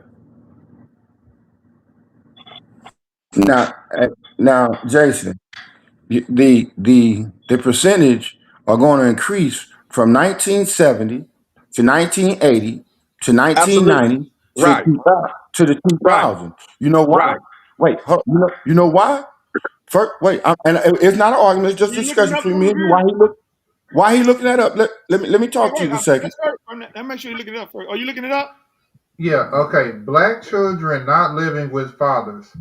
1960, 20%. 1970, 36%. 1980, 44%. 1990, 51%. Now hold on. Now do 2024. Within the last few years, 2022, 3, 4. It's going to increase. Nope. But the reason it's going to 47.5%. Thank you. Right. But Jay. Where are you going? What is your point? What is your point? Let him make the point, Lo. My point was the fathers were already gone before the crime bill. No. Yes. Wait. Let him finish. Go ahead. We're in a better position now than we was before the crime bill. Time out. Like I stated before, you remove the black male totally from the community. You're taking them out of the time out. You taking the black male out of the community. Yes, they did. Yes, they did. Stats just showed you. Show me what? No, show Jay, me what they were wrong. Yeah, hold on, fellas. Hold on. Wait, we don't never get Cool Reviews' opinion. Cool Reviews. Am I making sense? You mute your Cool Review. You mute. We still can't hear you. Yeah, what was the question? Okay, now am I making sense? My point is, based on the stats you read, that the fathers were already going out the house before the 1994 crime bill. Yes. According to the stats, let me go back. Yeah, but okay, it was at 44% in 1980. 1990, it was at 51%. It went up. Right. Wait, hold on. I'm about to squash all that, low. Wait. In 1994, about 59% of black children lived in single-parent homes versus the amount of 19% of whites and 29% of Hispanics. Okay, wait. It went up 8%, It went up 8% from 1990 to 1994. It went up 8%. Now, my whole argument with Sean was he's saying it's still effective to this day. Now, what percentage was it today? 2024?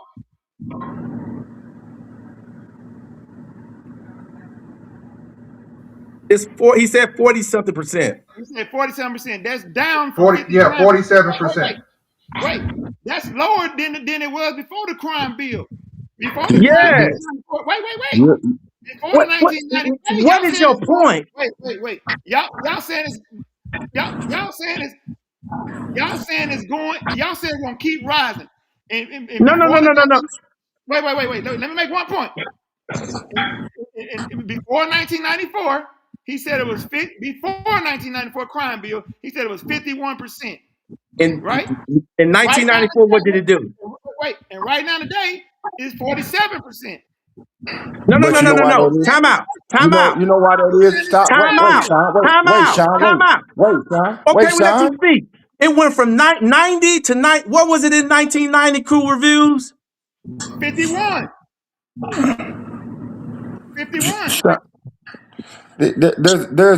There's a cause and effect to that, Jay. The cause and effect is hold on. I'm gonna help you with the cause. About that cause stuff. Right, because there's a cause to it. You want to be a victim and blame somebody else. I'm not blaming nobody. I'm just giving you facts. I'm giving you facts. Cool review. My argument with Sean was that we're 30 years later and we are not still suffering from the effects of that time bill. He kept talking about files out the house. We got more files in the house now than we had before the crime bill. Cool review. No. How many of those fathers came? Didn't you say that they're out of jail? Didn't you say they're out of jail? I just said more. Right. You said that you said that they're out of jail, but my key thing is time out. No. What I said was some are still in, and you said, well, maybe they learned from their mistake in the past. That's why they're not doing the same thing with the opioid addiction. And then I clearly stated that those guys they are home with felonies on their record. Remove the felony from their the felony is still there. The felony don't leave. Y'all argument is sound, but y'all forgetting one thing. He said, why is the females by themselves? When was the welfare system incorporated? Right after the late 70s, early 80s, they implemented welfare. Yes, they implemented. Yes, they did. Would you let me finish, Jay? No, I'm not going to let you finish. Check that. No, your stats is wrong. It's in the early 1960s. No, you didn't have no welfare in those 60s? Yes, they did. No, they didn't. It's in the early 60s. Cool review. Cool review. Tell they had it in the 60s. I said when in the 60s. Wait, in the 60s. What? In the 60s, families were still together. Yeah, but that's when it started. They started removing men in the late 70s, early 80s. No, it started. Yes, they did. It started in the 60s. Early 60s. What year did you see the majority of males not in the household? Okay, not in the household. They will allow you to have welfare. We will give you welfare checks if you remove the man from the house. I know. Not 51% in 1990. What year? I think 1990 was 51%. And how many of them was on welfare? No, he's still talking about the old stuff. School reviews. No, he's talking about the same thing we're talking about. No, he ain't. Which one? His question was when did the welfare system start? It started, it started under FDR, didn't it? When did the welfare start affecting black people? Well, you can't Because say that's that. what you said. It started affecting Yes, some I people. can. Because they, like you You said, they brought put the fathers in the home. Huh? You They said took they family. put the fathers in the home. They took fathers out the home in the I late know it. 70s. No, That's it what I'm started talking in the early about. 60s, bro. They was already taking them out. Well, I don't know. And When were you born? as more people got on welfare. When were you born? 74. Okay. In 1965, 9 years before you was born, I walked around and I saw two-parent homes. In 1970, I don't know where you from. I'm talking about where I'm from. In 1970, in the late 70s, early 80s, is when families started taking fathers out the home.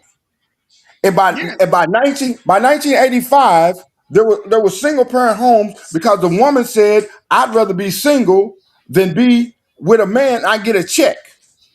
Yes. So when they started taking that check and got rid of the man, they took the man out the home. In the 1990s,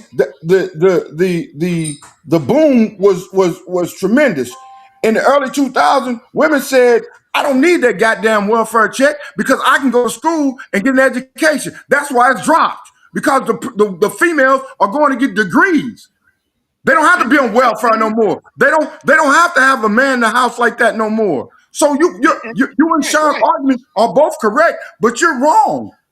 You're wrong. They are wrong. The women they are not in the home. They are not in the home because of the welfare, and it's dropped. Like you said, it's dropped now because wait.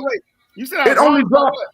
It only dropped now because the single parents are now career women. They're career women. Wait. You said I was wrong because of what? You're wrong talking about it that black people are not in the home because of whatever it is you said. I can't remember what you said now. I said welfare started in the 1960s, and that's when the graft started. More people that got on welfare, and they knock more files out the home. Right, but you also you argue with Sean about black people, about the crime bill. When the crime bill came about, black people the black man wasn't in the home because, like he said, because of the crime bill, they started locking up black men.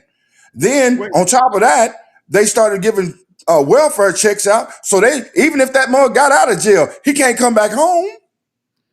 My argument was he can't come back home. My argument was that they were already going out the home before the 1994 crime bill. They started Jason. Right, because of welfare. Right, Jason. because of welfare. Jason. The black male incarceration, that they was removed from the community.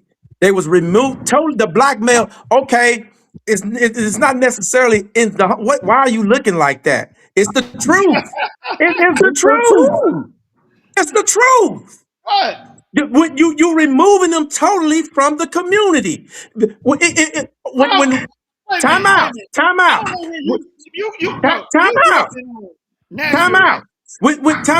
Just because women were on welfare, the black male couldn't be in the home. Of course, they couldn't be in the home, but they were still in the community. They were still in the black community. Whereas when they started the whole 94 crime bill mess, they were locking the black male up. When they was in they were totally removed from the community. Wait. You said that they were still in the community. Where were they? What you mean? Where were they? If they wasn't in the house with the woman, where were they? Mama house, their own house, the daddy house, whoever house. Okay, wait. So what significance? Wait. So what significance did they? What value did they add by being like that? Jason, time out. Just what You don't have to be in the house to influence to have a male role model or figure. You could have a black male role model. That's the wino. It's like my partner back home. It's like my partner back home. Hold on, time out. Time out. It's like my partner back home said, I didn't grow up with a father in the house. I looked up to other male figures that was in the community. Wait a minute. Black males that was in the community. The one that was selling the crack? No, Jay. No. You can't, Jason. Time out. Okay. If it wasn't the one that was selling the crack, okay. Then they'll still be in the community. So what? If you ain't talking about the ones that was selling the crack, they would still be in the community. No, they were locking them up. Why are they locking them ones up? They were locking them up. Huh? They locking up the ones that wasn't doing nothing wrong? Wait. They're locked, Jason. What? I don't understand your point. What is your point? You said that they was locking the men up. The 94 crime bill, yes. You said before they locked them up, they were in the community. They were still in the community. Okay, they were in the community doing what? Whatever they were doing, Jason. They got trying to survive. Trying to survive. Jason. So you sitting here trying. Let me make sure I'm understanding this correct. You trying to convince me that a criminal cannot be something to give advice to a youngster, a drug dealer, a thief, or whomever cannot give advice to another. They can't give advice? Hell no. Jason, man, Jason, no, you just trying to be right now. You just trying to be right. These are the drug peddlers, the crackheads, the robbers and jackers and thieves. Don't give me no motherfucking advice. What you talking about? Okay, Jason. That ain't what we need in the community. See, that's the problem with the black men. That's not what we need in the community. We giving our children advice. Time out. Tim, what did your father do for a living? You're a truck driver. No. What else did he do? So he was a drug dealer. Did he give you advice? Every day. Every day. Was it advice you could use and apply in your life to make you a better person? True. Okay, then. And he sold. Hold on, time out. Wait a minute. Stop. And he sold drugs, right, Tim? Tim, he sold drugs, right? Right. Okay, then. Thank you. Okay. Now, do you want your kids going on what somebody say or what they see them do? What do you mean? Kids want to go what they see you doing, not what you saying. If you saying one thing, but you doing something different. Jason. Wait, Sean. Sean, wait here. Jay, scoot up for a second. Jay. Now y'all killing me, dog. Well, I have a question for you. In your neighborhood, who they say the worst kids were? The preacher's kids. The preacher's kids. Let me ask you this. Jason, did your Tim? Yeah. Did your mom or dad or grandmama, whoever raised you, did they smoke cigarettes? No. Did they drink? No. Okay, well, that's unusual. My mom smoked. Jason, did your mom smoke? Yo, you're not making no point like this. No, I'm asking you a question. Did your mom smoke? Listen. No, answer my question. Have you done time with these? No, it ain't got nothing to do with doing time. My point is because you're doing something. You said what you said is you said based on what you see. You don't want a person don't want to, a kid don't want to know what you're hearing. They're gonna do what you see. Your mother or your father who's smoking a cigarette. No, I'm not letting you wait. Your mother and father who smoked cigarettes told you, don't smoke. Don't you smoke, but you see them smoking every day. Most people I know. You see them smoking every day. Most people I know, most kids, they're gonna do what they see. But that still don't mean that person is telling you that still don't mean the person is not telling you, hey, just because I'm smoking cigarettes, you do it too. Don't you do it? I know too many dudes. Stop, Lo. Stop. You're doing the opposite of what you said. You're talking over him. Let him talk. But first of all, Jay, that ain't true. Because just because you don't do something don't mean your kids ain't gonna do something. I got 4 grown adults. They ain't never seen my wife and wait, hold on. I got four young adults. I'm talking about 30 years plus, all 4 of them. And they never saw their mom and their dad smoke a day in their life. Every last one of them smoke weed and drink. Okay. Don't give me that. Don't give me that. That ain't what. Don't give me that. Don't give me that. They do what they parents do. They do what their parents do. Who raised your kids? Wait. Who raised your kids? I raised my kids. So that means what? What? A father in the home didn't affect that, did it? And another thing. No. What I'm telling you, no, you said that means that they got it from somebody else, right?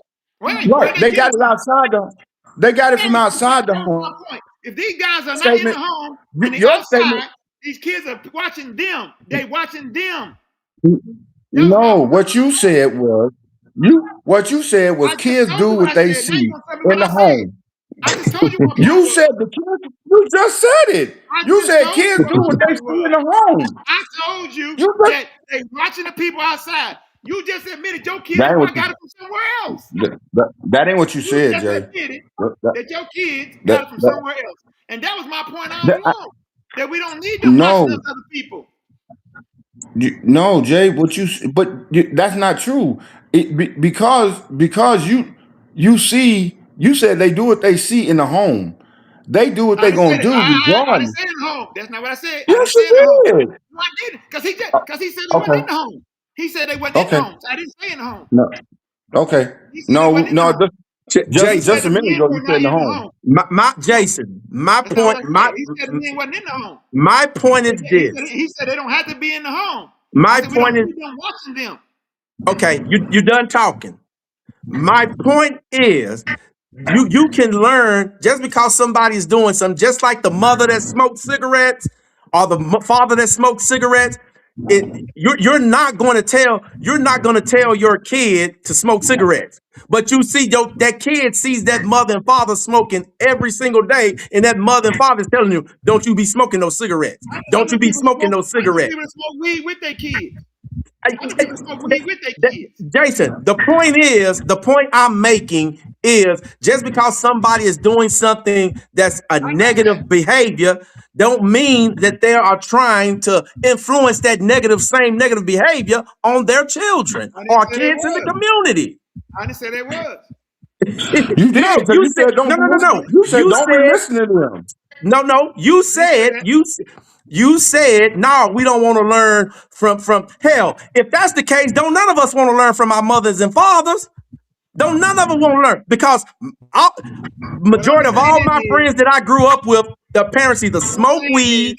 Hold on. No. See, let me talk. I let you talk. Let me talk. No. You just been talking. You just been talking. No, you just got to talk. Go ahead. Now you said you're telling me that these are the role models in the community. Is that what you're telling me? The ones that got locked up for doing wrong. Now go ahead. What I'm saying is, just Jason, you've been to the penitentiary, right? Facts. You've been to the penitentiary, right? Yes or no? Come on, bro. You already know that. Come on. No, our viewers don't know that. The viewers don't know that. You've been to the penitentiary. Now, my point I'm making is you can't be a role model to the youngsters in the community that you're in. Wait. Yes. You are absolutely a role model. Wait. Did you ask me a question? All right, now. I said you didn't want to answer it. No, you just asked me another question. You just said, can I be a role model? Aren't you a role model to the kids in your community, young adults? Is that a question am I supposed to answer? Yes. Yes, but you know why? Whatever the reason is, why are you? Okay. Because they don't see me drinking, smoking, selling crack, running, being a pimp. They don't see that. That's why I can be a role model. But you talking about these people that's doing all that being role models for our children. No. What I'm talking about, yes, you can be that and still be a role model. Yes, you absolutely can. Yes, you absolutely can. No. You can give them words of encouragement. You can get them words of encouragement. Yes. Right. But I'm watching you. Yes, you can. All they can do is give words of encouragement and hope that what they seeing don't override the words of encouragement. That's all they can do. Absolutely. I can name you. But you saying that these people should lock these dudes up. Say what? Hold on, Tim. Tim, hold on. No. Let me say what I said was the same consequences you gave to the crackhead and the crack dealer in the 90s, give the same consequences to the opioid dealer and the opioid users in the 20s. That's what I said. Why would I do that? Why would I do that when y'all complaining about it? What? Who is y'all? What are you talking about? Wait, the citizens of the United States was complaining about the 94 crime bill. Y'all, it's 2025. You still complaining about it. Because I know the impact of it, Jason. You contradict yourself. Why would I do the same thing to this group of people? Oh my God. Jason, let me ask you this. Politicians argue that it didn't work, right? You argued that it didn't work, right? You said it was unjust. You said it's unjust and it hurt the community. So if I'm a politician and I hear you saying this, time out. Let me ask you a question. Let me ask you a question. Was it injustice with the 94 crime bill? Yes or no? The way it impacted the black community? Yes or no? I will say this. Yes, because I think that the crack cocaine thing was a disproportionate. Now, time out. Okay, fine. Now, my next thing is this. You saying, well, I see how I just said yes and agree with him. Yeah, he can't do that. Though. No, when you're right, I will. That's when I present all my facts and my stats. When you're right, I will. I've been right almost every time, bro. What are you talking about? You're not right every time. Stop. But anyway, I said almost.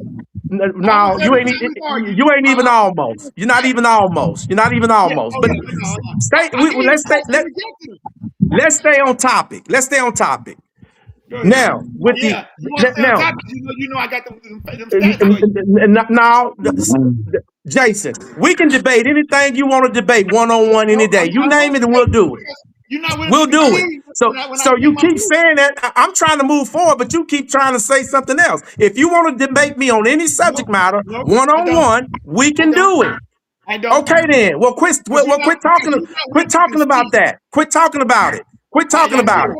Now, what came with a crack what generally came with a crack conviction was either penitentiary time and a felony, which a felony is not going to be removed from your record. Now, what came fast forward, you say, okay, we're going to do something different with rural America, which is a word for white America, We're going to do something. Hold on. We're going to do something. Oh my God. Go ahead and talk, Jason. You're the only one talking. Just talk. Oh, I know you ain't talking the way you been cutting me off. Just talk. Tim had to call you out a while ago. Don't even try that. Go ahead. I'm done talking. You go ahead. Well, you might need to be done talking. I am.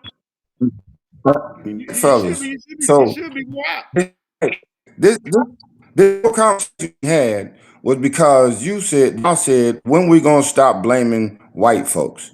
Right. Exactly. And Sean gave a point why we're not ever gonna stop blaming white folks, because white folks has something to do with our economic, our way of living, the whole 9 yards. Like racism for the 94 crime bill was Sean's point. You said this 2025. Okay, in 2025, opioids don't get the same punishment that black people got. They're white. So that's a racist system in itself. So if you talking about it's not racist, when we gonna stop blaming them? When they gonna start keeping us equal? That's all I'm saying. We're not equal.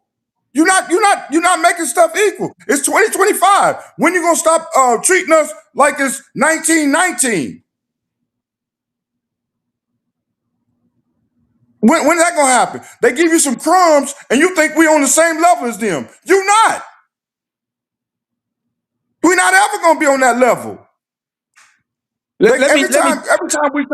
Every time we take 4 steps forward, they're gonna take you 3 steps back. Even every time. Give me an example. Our government. Give me an example of that. Give you an example of we take 4 steps forward. Yeah. Okay, we take. 2025. No. I want you to give me an example of 2025. I was.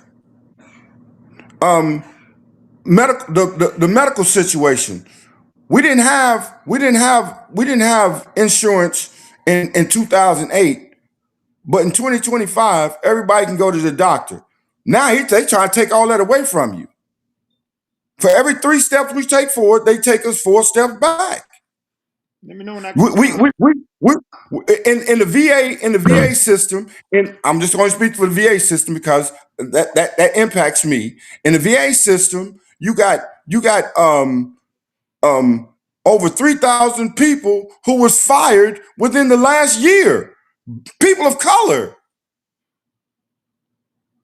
So you like I said, we take 4 steps forward. We thought that we were doing good. Okay. The economy wasn't great the economy wasn't great when Biden was in office. The economy wasn't great when Trump first term in office.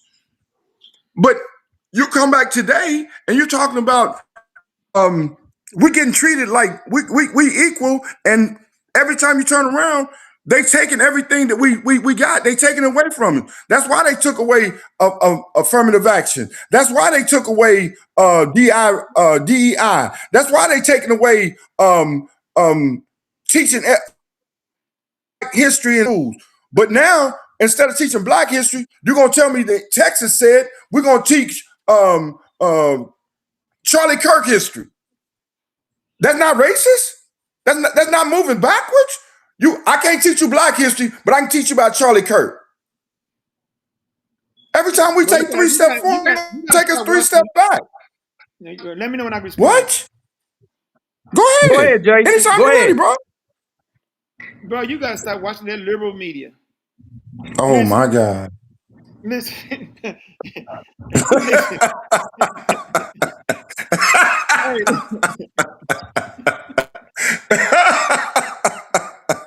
Cool review. I bet you're gonna vote for Jasmine Crockett too, ain't you? What they got to do with anything? I see you out of there, dog. You out of there. Cool review. What they got to do with Let's stay on topic. Stay on topic. Right. One policy to benefit her district, and y'all ready to run down there and vote for Wait a minute, Jason. Is Cool can Cool Reviews hear us? Cool Reviews. Yeah. Cool Reviews. He talking to somebody else.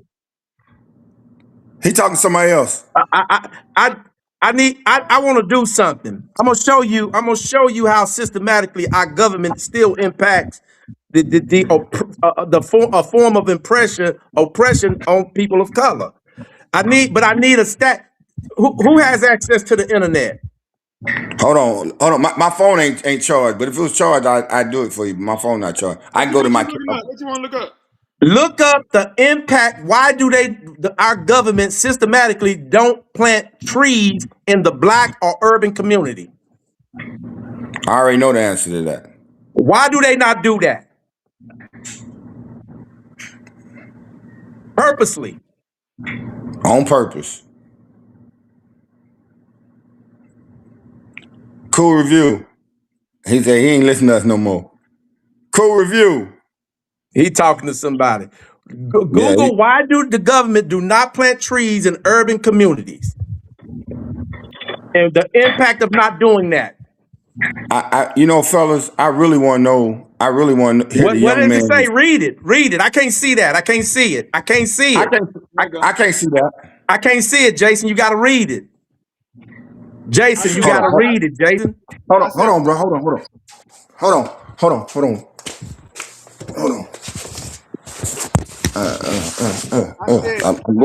I'm going in the dark. Why do our government not systematically plant trees in the black or urban communities? He said there isn't one reason, but there are well-documented historical, political, and economic factors that explain why black and urban communities seem to have fewer trees, less shade, and poor environmental conditions in wealthier or suburban areas. This is a recognized issue in public policy called equity or the tree canopy gap. So that's a form of oppression. That's a form of so when they systematically do that, it creates a different air quality. It creates an environment, a culture, and an environment of hostility. No shade. Those type of things. It creates an environment of medical conditions that's not in communities with a bunch of trees, and that's done on purpose by our government.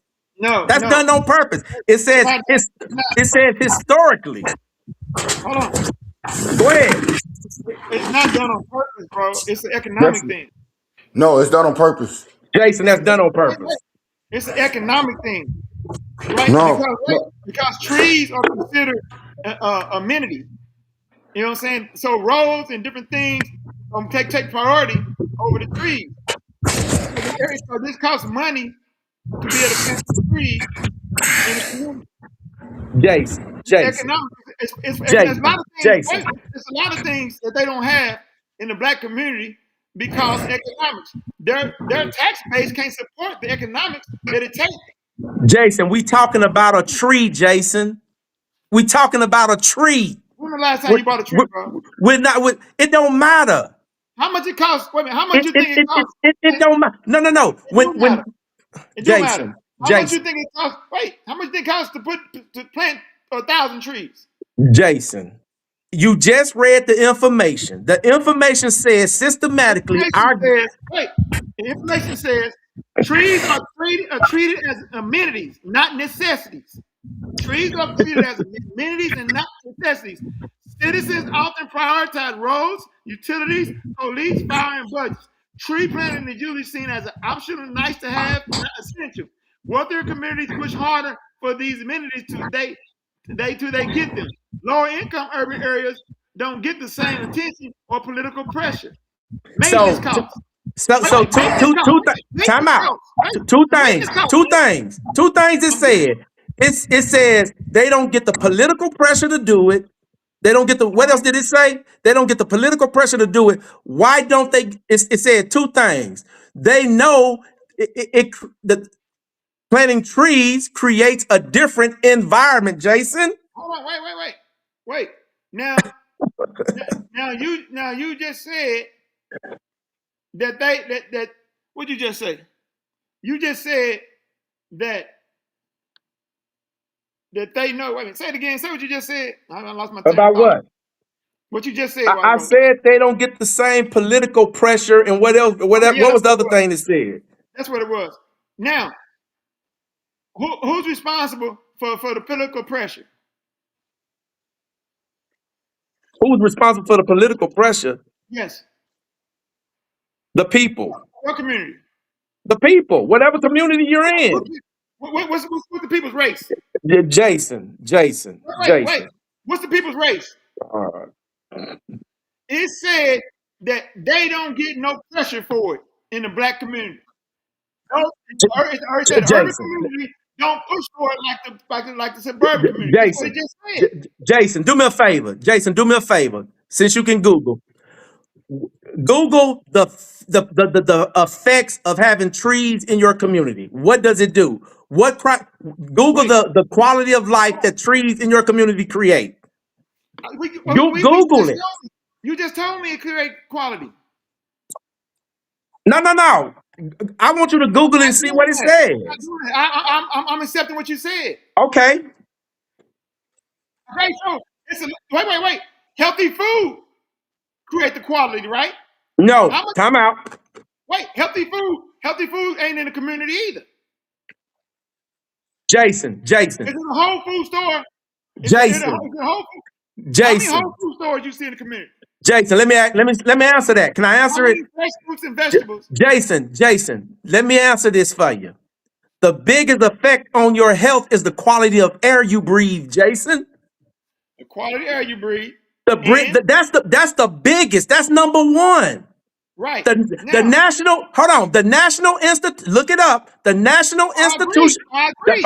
Okay, fine. The National Institution of Health says the biggest factor in your health is the quality of air. And what does trees do?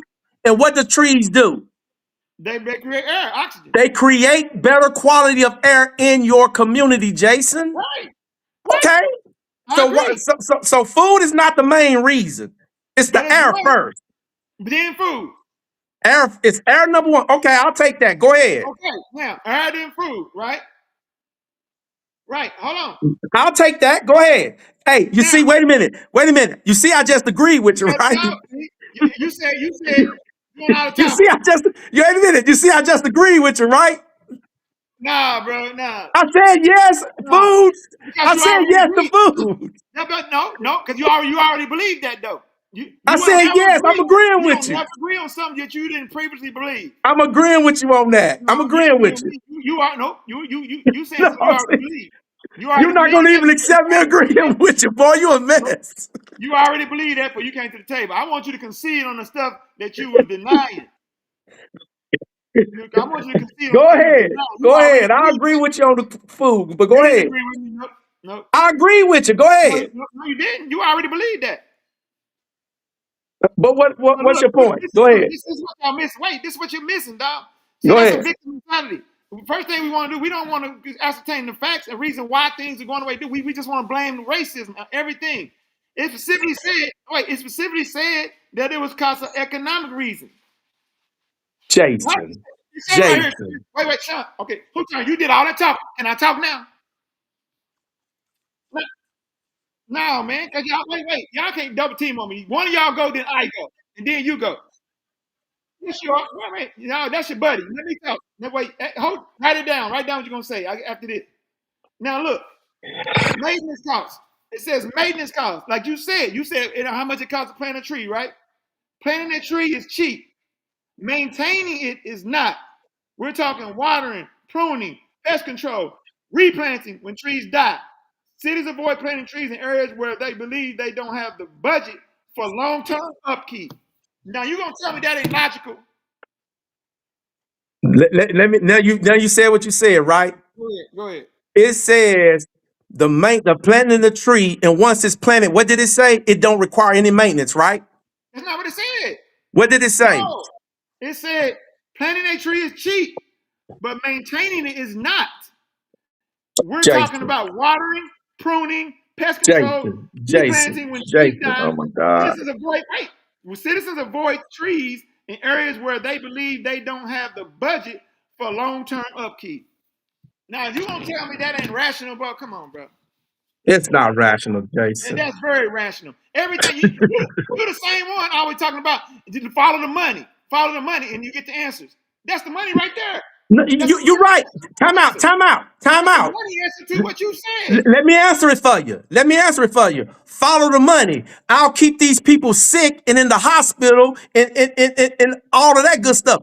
So follow the money. Why we not doing it? You're right. Follow the money. You see how you right.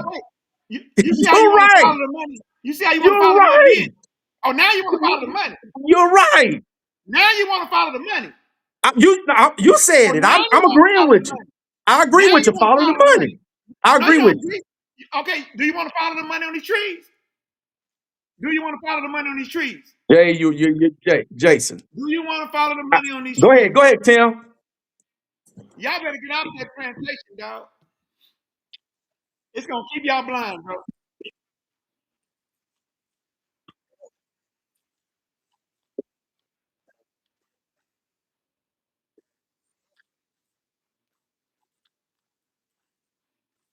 Yes.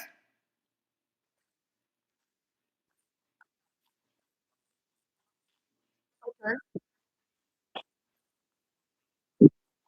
I just found out.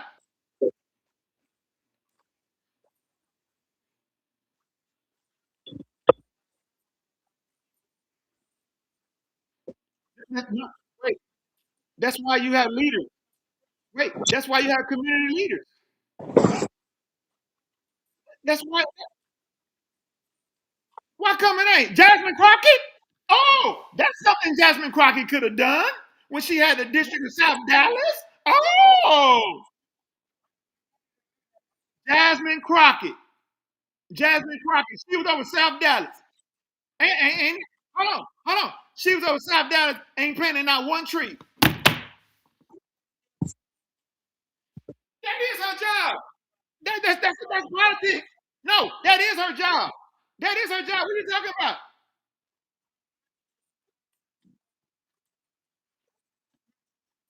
Oh, now she don't have to look out for black people all of a sudden. Come on, bro. Y'all kidding me, bro. Go ahead.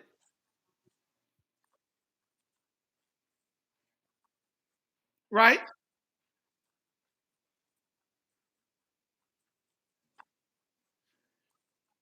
So did Jasmine Crockett know? Did Jasmine Crockett know? That's your representative.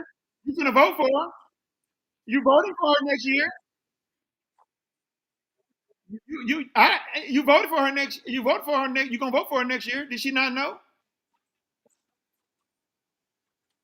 Nobody didn't do. She ain't planting one tree in South Dallas. Your buddy ain't planting one tree in South Dallas.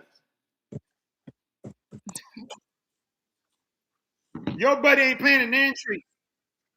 Your buddy ain't planting none. She ain't planting none. Sean just said it's a disparity. It's a disparity. He just said it. ChatGPT said it.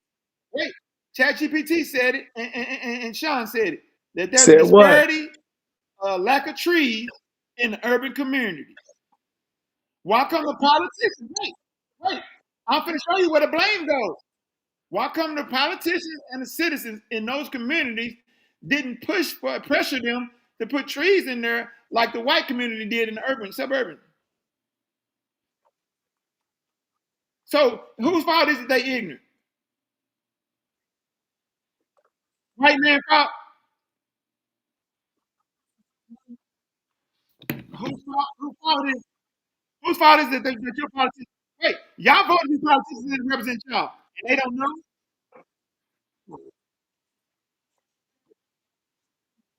I didn't know. I didn't know. I didn't know. You didn't know. I just said I did not know. You didn't know I did that. not know. I didn't know. I didn't deny that. I said I didn't know. Okay, but wait. But I looked it up, like I do all the stats. Wait a minute. Before I spoke on it. Wait. Before I spoke on it, I did something y'all don't do. I looked it up and I ascertained the information and got an explanation.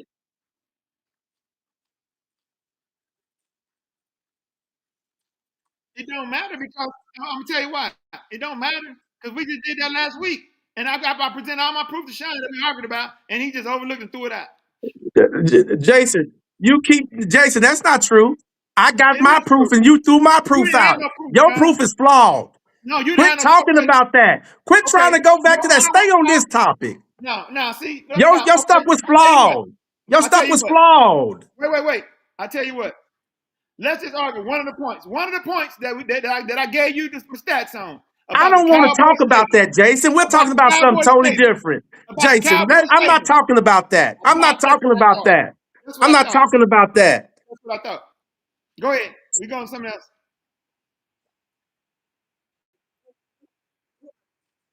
No, listen, I want y'all to bring proof of what you're saying. Okay, so I just read to y'all on ChatGPT why they don't plant trees in the urban community, and y'all gonna sit there and say it's the white man's fault. Yes, it is the white man. Our government. Yes, it is. Yes, it is. See, I told you. No. I didn't say it was her fault. Sean said it was the white man's fault. Jay, you just said it was her fault. No, I didn't. I said yes, Sean you did. said, Tim. You said Jasmine Crockett didn't plant no trees. Tim, did Sean say it was the white man's fault? It is the white man's fault. Okay, then why are you talking about? I said. Okay. But you said, see. Let me read what I found. Let me read what I found. Hold on. Let me read what I found. A 2020 study published by the Multidisciplinary Digital Publishing Institute shows the correlation between racially discriminatory housing policies and overexposure to urban heat. Recent studies describe increased likelihood of those in poor communities of color are more likely living in areas with fewer trees, which creates poor air quality, the study says. While historically and systematically, racist practices lead to fewer trees in communities of color, current circumstances are also perpetuated by the tree shortage. So what are you talking about? This is systematically done. This is systematically done to communities, to black communities. Right? This is systematically done, Jason. Wait. What are you gonna what? What? Now, I just read your mind, right? Now you just read somebody's position that believe the same way you believe. They believe wait a minute. Hold on. They said this institution did a study. It's systematically done, right? This institution did a study. They done a study on this. Okay. They got like you say, they got the data. They got the data. Systematically done, right? It said systematically done. And a racial disparity, right? Yes. Right. Okay. Now let me ask you a question. Are you saying that there's no possible way the economics has something to do with it?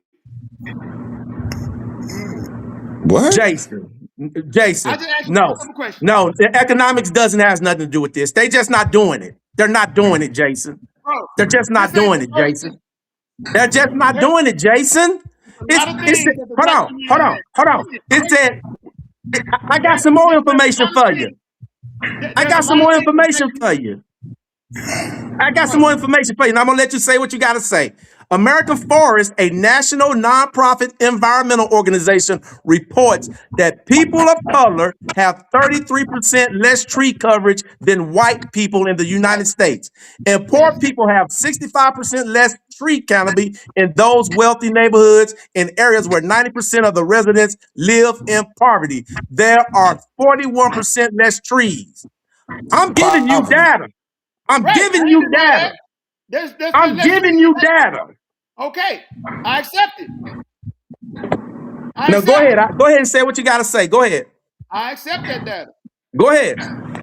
Wow. The reason why there's less trees is our argument, not the fact that they got less trees. The reason why they got less trees is our argument. Now, does it cost money? Just like everything else, of course. Just like everything else, of course. That we don't have. Everything costs money. Bro, can I talk, bro?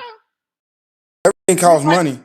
Just like everything else in the black community, it costs money. Everything else that we don't have, that we don't have a lot of stuff that the white people don't have. Why? Because they got the money, and that the politicians have not yet pushed these people enough to allocate. Now these are politicians, people y'all voting in, Jasmine Crockett. They ain't pushed people enough like the white people. They shape their community. We don't. They shape their community. they gonna push them people, them politicians, to do what's right for their community. Now, the tax, how much taxes do the hood bring in? How much taxes do the hood bring in? Is everything not based on tax revenue? No, What is it based on then? on your income. No, what the government does is based on tax revenue. That's how they got to be able to put it in their budget. Got to be in their budget. That's not what you asked. You said that everything based off tax revenue is not, tax income is not. It's based off. The government is based on your tax. The government is based on the tax revenue they get from you. Right or wrong? And your tax is based off how much money you bring into your neighborhood. Exactly. Now, how much money those poor black people bring in? You talking about? But in them neighborhoods, I'm not worried about a tree. I'm worried about what I'm worried about what I eat. I'm worried about I'm worried about how I get to work. How much money they bring in? I don't know. They don't bring in enough to match what the white folks bring in. That's why the white folks ever go down there. Wait a minute, and invest and contribute to their politicians. They can afford to contribute to their politicians' campaign and get them to push these trees and everything else that they understand that they're supposed to have. Jason, what I'm seeing, what I'm reading is disparity on a lot of things, not just trees. Jason, what I'm consistently seeing is the reason they're not doing it is because of systematic racism. It ain't got nothing to do with money. It ain't got nothing to do with money. It's because they are hold on, I let you speak. I didn't interrupt you. They are purposely not allocating trees in those communities, Jason. It's consistent. That's a consistent. These are consistent reports. These are the National Health Institution. These are government entities that are saying this, Jason. These are government entities. Let me know when I go ahead. So you're saying that they have a mission to make sure that your health is bad and kill you. Absolutely, they do that. Okay. My argument. Wait. Okay, I got your argument. I know what you believe. Now, my argument is that's not the case. My argument is what I just read on ChatGPT, where it says that the money is not in the budget in those particular urban cities to plant them trees, maintain them trees, and the money's just not there. It's a bill. It's a bill. Like, how much stuff y'all playing they don't have, and I'll go back to the money. I'll go back to the money. Jason, I consistently show I tell you what. Jason, what's the source that you getting that from? ChatGPT, EBT. You getting your source. Let me show you something about college studies. Wait a minute. Now, we all know. Okay. When you do laughing, let me know. You got it. I got no debate. You got it. You got it. Let me know you do. I said I'm done. You got it. Look. Wait a minute. You win. You win. Now, can you agree that most of these college campuses are liberal? Can you agree? Yeah, they are liberal. Them college campuses. Now, and they create feminists. They create feminists. Exactly. Sean, can you agree that most of these college campuses are liberal? Okay, yeah, go ahead. You talking about the sources? Let's talk about the sources. Most of these college campuses that do these studies are liberal and they bias. Now, what do most liberals do right now? Right? They play the race card on every single thing. Am I right or wrong? Okay, Jason, that's not true. They just like him. Okay, Jason, that's not true. What story about the race card? That's you. Cool review. You bring up the race. You bring up race every time we talk about something. Time out. Do you agree? Wait a minute. Wait, I don't want to hear cool review got to say. Cool review. That's what I'm asking him. Yeah. Most college campuses are feminist and liberal, extremely liberal. hold on, and they studies be biased because of what? Their beliefs, right? Yeah, but because of their liberal beliefs. Okay, cool reviews. Wait, one more question. You can ask 6 questions. One more question. Do their liberal beliefs usually always want to call racism on everything? Everything racist. Okay, Sean. Now you don't tell me about no sources. Don't tell me about no Okay, sources. okay. Cool reviews. Do me a favor. Let's do it. Google why trees are not being planted in the black community. Urban community, black community. Why trees? Why is there disparity of trees not being planted in the black community? And once you research this, tell me why it's not being done. Wait, hey, cool, Reed. Why are trees not being planted in the black community? Do you know why? No, hold on. Let Cool Reviews, don't say nothing. Let Cool Reviews look at it and come back with his response. Black neighborhoods have actually lost funding recently. For example, there was a nonprofit in a majority black area of New Orleans that had its funding cut off by the current funding. I told you. So it's not so much that people don't want to plant trees there, but more that those policies are messing with the resources that are needed to keep those projects going. There you go. What did it say? Yeah, it's definitely one of those funding, right? Sometimes it's just about wait a minute. where the support is going. Wait a minute. What's the source behind that? Who is that? It's ChatGPT. Oh, see, yeah, that's ChatGPT. See, oh no, ChatGPT, no. ChatGPT is not biased. ChatGPT is not biased. They're not. Yes, it is. Not biased. No, yes, it is. AI yes, it is not. Is AI a biased source? Okay. Yes. Okay. Look. Wait. First of all, listen. Learns from, but it's not inherently biased on its own. It really depends right. on the kind of information. It's based off of what the searches you made that you asked makes it biased. No, it's not. No, it's not. Yes, it is. Anything you do is. Yes, it is. No, it's not. Yes, it is. Yes, it is. If you ask, I can ask Google a question. On the wide web. If I ask Google a question, it's gonna give me answers based off of what I've already searched. It's gonna give me answers based off what I already searched. That is the most biased thing you could ever do. No. I have a question. You're wrong on that. That's not how AI works. Cool review. Go to a ask for a non-biased search on why trees are not planted in urban areas. Don't use Google. Don't use Google, and don't use ChatGPT. Use a search that you never use. You can use a liberal college. You can't use a liberal college study like Sean doing. It's funny how you use liberal college. It's funny how you say liberal colleges. Something don't align with what he's saying. They play the black. They play right. the cards every time. So Texas A&M is liberal. What you got? Cool reviews. What you got? Cool reviews. Yes. I don't. If I can't use Google's Copilot or ChatGPT, I don't know what else I can use to Google that. So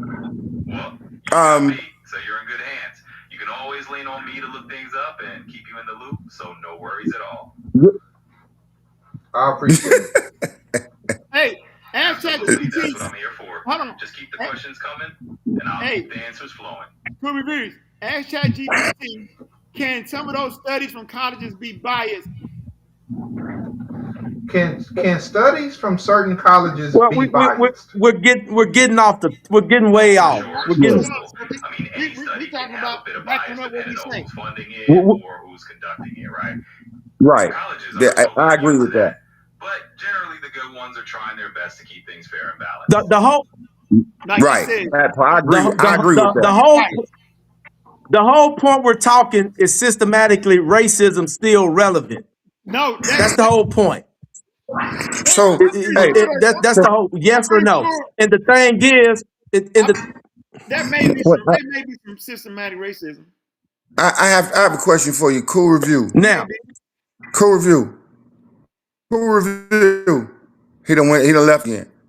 Cool review. Hit a left. My question no, is, I'm here. Cool review. Yeah. Cool review. Let me ask you a question. You're young. You don't think racism is prevalent now? It's if you go looking for it. I'm not asking. No. How do you look for it? That's what you do. Y'all just did it. I'm not. I'm asking him.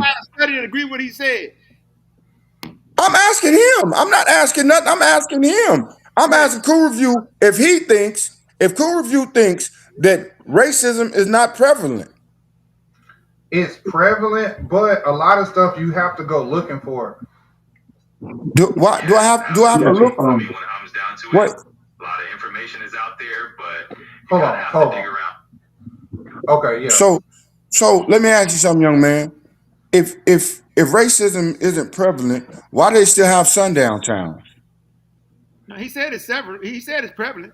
Yeah, you have to go to the sundown. He said if you go looking for it. Yeah, so he said if you go looking for it, sundown town, you're going to go look for it.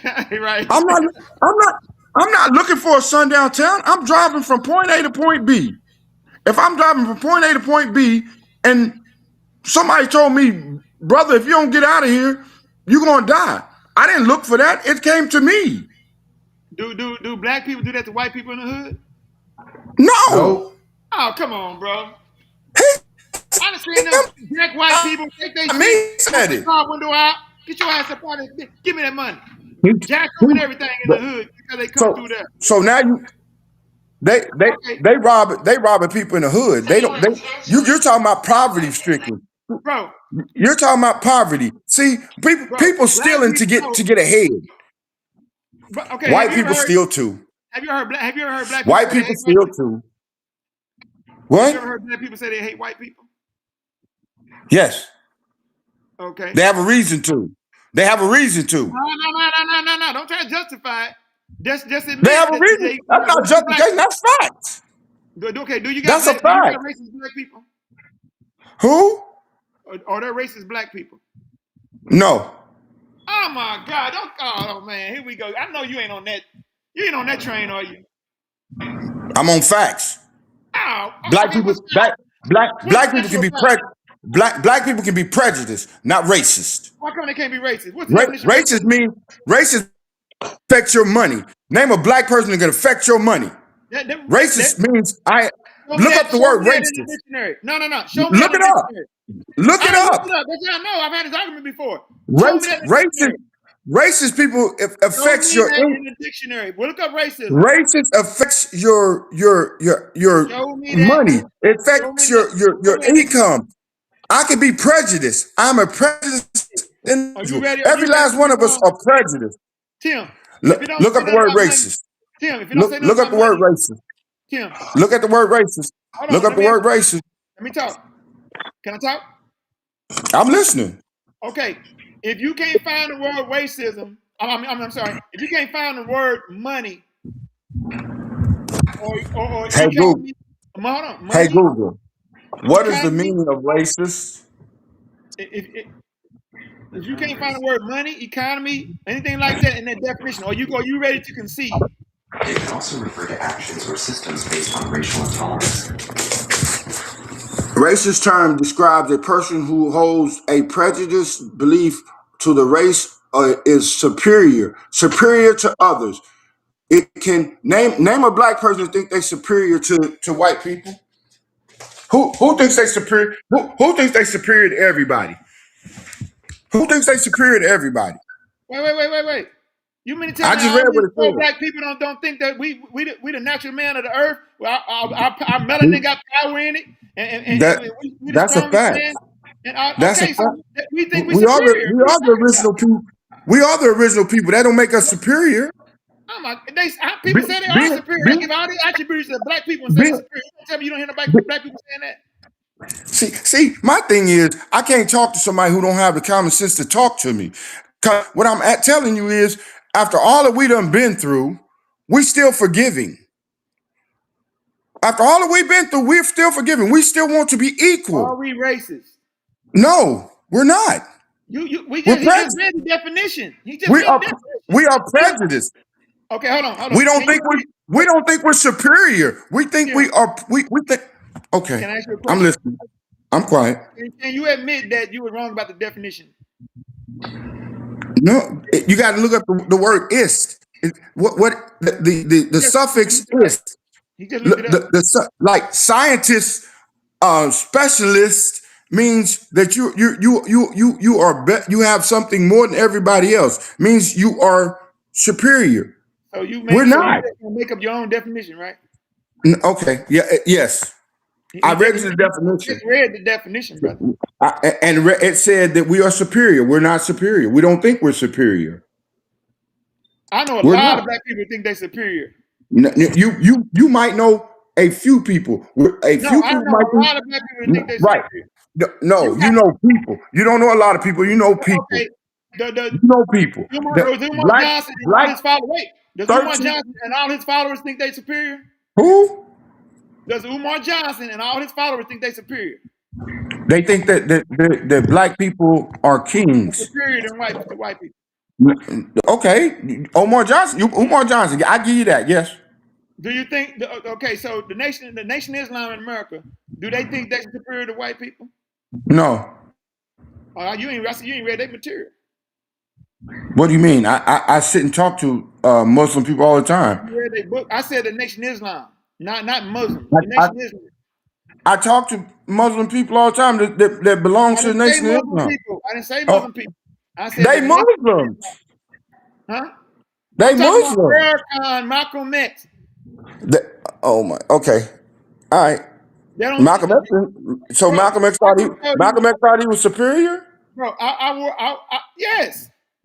How? Well, up until a certain point. I'm about to say he woke up in the end. Okay. All right. But I can show you books upon books that I done read, and all they're doing is telling you how superior you. Why you think they be saying, "What's up, queen, king? What's up, king? Black man, father of the earth, the original man. The man where all other men came from, the essence." Okay. Okay, they think it's superior. Because they speak. Because if we was the creator of Earth, how does that make you superior? That's a true fact. That's a true fact. I'm just telling what people say. That's all I can do. When you was growing up, and when you was growing up, what kind of language did you use about how did black people when you was growing up feel about a white boy whooping them? What? How did the black people in your neighborhood growing up feel about a white boy whooping you? If you get whooped by a white boy, what did the rest of them say to you?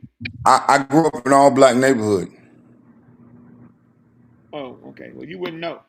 But yeah, you damn stippy. I wouldn't know. The neighborhood I grew up in, it was mixed just enough where we dealt with a little white. I had a couple fights with white boys before. You get your ass whooped by a white boy, you gotta hear it, man. You let a white boy whoop you? That's what you gotta hear. So that language means that you think you're superior. No, that just means that you don't think you should be whooped by somebody by a white person. That just means you think that you fight that neighborhood. Come on, bro. When a black person whoop you, wait. When a black person whoop you, you don't hear nobody say, "Oh, you let a black person whoop you." You don't hear that. No, you say you whoop you. Why you gotta go back to the fellas and they be like, "Oh man, you let a white boy whoop you?" Because they supposed to be inferior. Because a white boy supposed to be inferior. So now you got to get out of that out of the you got to get out the house, my brother. You got to get out the house. You the one said you didn't grow up around white people. No. I'm telling you, you got to get out the house because you got that house mentality. Because you first of all, you don't let nobody whoop you. I don't care white or black. Second of all, second of all, they whooped us so long when we started standing up. They said, don't ever let a white person beat you. Don't ever. So that has nothing to do with you superior than them. You done took all your ass whoopings. You done took all your ass whoopings. So it's time for us to give ass whoopings. Now you gonna tell me my experience? Is that what you're doing? No, I'm telling you that's what life I'm is. telling you how my neighborhood was and Yeah, how okay. the sentiment was when I grew up. You wasn't supposed to let a white boy whoop you because they were inferior. No, because you're supposed to be stronger, I'm telling you faster, what and I'm better. telling you what the people around me thought, how they felt about Because you were supposed to be stronger, faster, and better. it. That means That's why. superior. That means superior. That's what that means. No, that means you better than the person you fighting. That don't mean you can whip every. So you mean to tell me you thought y'all? Wait, hold on, Jason. You telling me that your community thought that black people can whoop every white person around? Everyone.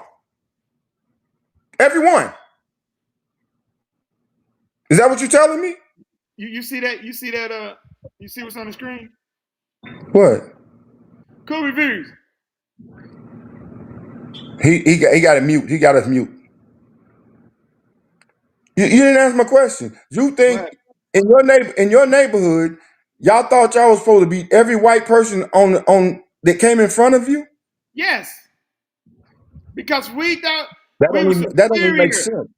That don't make sense. Because if somebody standing in front of you that's 6'3", 260 pounds, and you're only 180 pounds, you're gonna get your ass whooped. But if he was your size, you're not supposed to let him whoop you because he's white. I'm telling you my experience. How you gonna tell me my experience that was He's gonna whoop your ass because he's bigger, stronger. No, I said if we the same size. Oh my God. I'm saying if you the same size, it didn't matter. That ain't what you said? They still felt that way. That's not what you said. That's not what you said. I'm telling you now that even if he was the same size, they Oh, still okay. felt that way. You the one talking about he was bigger. Right, because if you're the same size as somebody, you think you supposed to whoop them. I don't care who it is. No, but they don't say, "Oh, you let that black man whoop you, that black boy whoop you when it's a black person." They only, Right, because bro, I don't understand how you gonna tell me what people thought in my community. I'm not. I'm telling you what. You in denial, bro. I'm telling you what history says. Any of the women in your family, any of the women in your family, Any women in my family? No, I'm finna ask you about the women in your family. Can I ask you a question? Go ahead. Does any of the women in your family you ever heard any of them say, "Don't be messing with the white girls, bring a black girl home"? My grandmother said that regularly. All right then, but when a white person said, y'all call them racist. What? Okay. What point did you make, Jay? Black people don't say nothing racist. That's my point. That's not they want you to be with your own kind. When a white person say, hold up, when a white person say that they want to be with their own kind, I don't think that's racist. Well, yeah, you do. Nick said a while ago. No, but you didn't. You jumped up and ran away. I answered the question that you asked. You said that's racist. I said on the video earlier, Nick Fuentes said it. Said what? He was racist when he said it though. When he said what? He said, "I don't want my kids bringing black people home to marry today." No, you got it half right. He said, "I don't want to live around black people." No, he did say that. Ask Cool Reviews. Right. He said, "I don't want to be. He said, "I don't want to live around black people. I don't want my kids. I don't want my kids bringing black people home." That's what he said. The fact that he don't want to live around black people makes him racist because the world is full of mixed colors. He didn't want his kids dating black people. My mom don't care about living around. When black people say it, they not racist. This shit is crazy, dog. When my mom said it, she said it because of her experiences. She was a sharecropper. My grandparents raised me. So I can't tell you about your community. You can't tell me about mine. Well, I'm gonna tell you about mine. I grew up in Tennessee. I grew up in Knoxville, Tennessee. You grew up in Dallas, where it's a city and a bigger city. Hold on, Sean calling me. Sean, where's Sean? He offline. Cool Reviews. Yeah, he offline. I don't know what happened. Hold on, let me call him back. I'm gonna get out of here anyway. But when I was 16 years old, my mama's sister pulled me to the side, and she said, "You be messing with them little white girls?" And she said, And don't be messing with them little white girls. There's enough pretty black girls out there for you. That's what she told me. But I don't know how we black people I always want to deny that they do the same racist stuff that white people do. That's just why I can't understand. Well, why y'all be denying it? I haven't seen in modern times, in the last 20 years, 25, 30 years, I haven't seen white people do anything I ain't seen black people do. You haven't seen the wait, say that again? As it relates to racism. Have you ever seen a white person drag? I mean, a black person drag a black person. I mean, a white person behind a truck. I ain't never seen that. I seen a group of black people kicking. No. You said you didn't. No, but you see white people. You see white people doing it too. It's the same thing, bro. You see white people. Oh, you just said your statement was I ain't seen white people do nothing that black people ain't do, huh? Bro, you said every specific thing. No, Jay. We're talking about race. I've never. Okay, what color I've never was seen. It depends on what color rope was. Okay, I ain't never seen a black. I ain't never seen a black person hang a white person. If the rope was a different color, you're right. I've never seen a black person hang a white person. Why you going? Why y'all always gotta go to the extreme when you lose an argument? I'm not going. I'm going to what you said. Everyday interactions with people. Oh my God! And the stuff that come out your mouth. That's what I'm talking about. You're going to Jay, the extreme. I'm not. Everyday interactions with people and the things that come out your mouth about other races. That's what I'm talking about. But I'm giving you racist. I've never seen up until last month. I've never seen where a black person can go in a white church and shoot up the church. I ain't never seen it. Well, that's not. Those are. Huh? Cause what? We go shoot each other up. That's a fact. I agree with you. Okay, so would you? But you kill where you live. We don't do those kind of mass shootings. You kill where you live. Did he live in that black church? Who? I said you kill. No, racist people kill outside where they live. Black folks, black people killing other black people because that's where they live. At the end of the day, you white can't folks, get around the fact that anybody can be racist. Anybody white can be folks, racist. no, you can be prejudiced. You can't be racist. Anybody can be racist. Okay, all right. I can see somebody different on the basis of race alone. I can see you're right. You're right. I'm just saying. I don't see how y'all feel like only one way for people can be racist. That's weird shit I've heard of. Y'all standing on that shit too. Are Mexicans racist?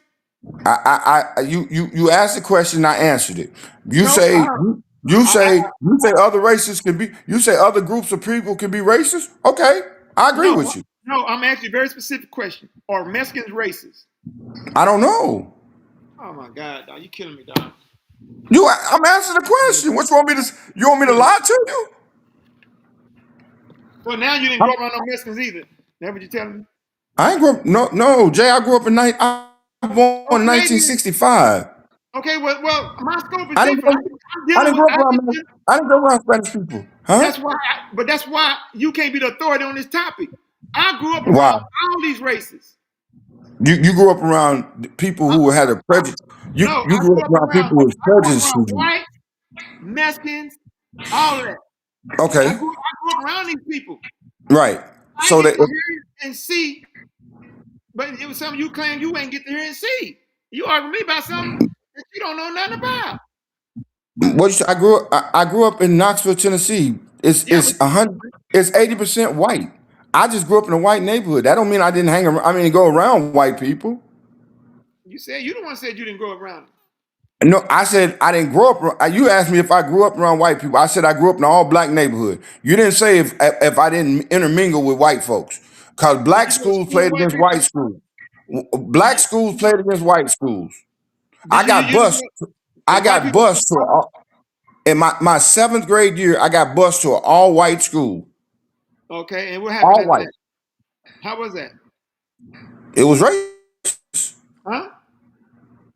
It was racist. Okay. I can expect that back in them days. What you talking about? This is the 70s. That's back then. What's back then? You was born in the 70s. Bro, in the 70s, you just come up out of civil rights, Jim Crow laws. That was Jim Crow. It takes time, bro. Okay, all right. Didn't you just say you grew up in the 70s? Didn't you say you grew up in the 70s? Huh? Didn't you say you were born in the 70s? I'm born in 74. Okay, so 74, that means I was 7 years old when you was born. So 2 years later, no, 3 years later, I got bused to an all-white school. So that was you mean tell me it took 12 years for white people and black people to get along? 12 years. Yeah. They ain't never got it. Bro, after hundreds of years?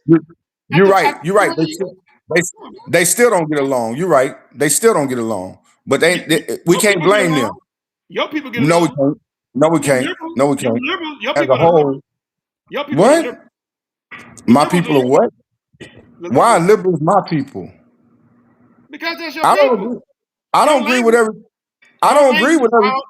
I don't agree with everything that Democrats say. What are you talking about? Everything come out your mouth is liberal, bro. That's your opinion, like assholes. Opinions like buttholes. That's your opinion. Buttholes. Everybody has one. You got your opinion, huh? You got your opinion. God, look, everything comes out your mouth is a liberal talking point, and they do what? I'm surprised you believe that you still believe white people are racist. The way the white apologists be all over y'all. The way those who? The way the white apologists be all up in y'all face. Your conservative attitude shows you that liberals must be right because people like Marjorie Taylor Greene, people like what's his name, Dooley, all them people are now being apologetic because of the way that they saw things before. Now they understand that Donald Trump ain't for nobody but Donald Trump and rich white folks.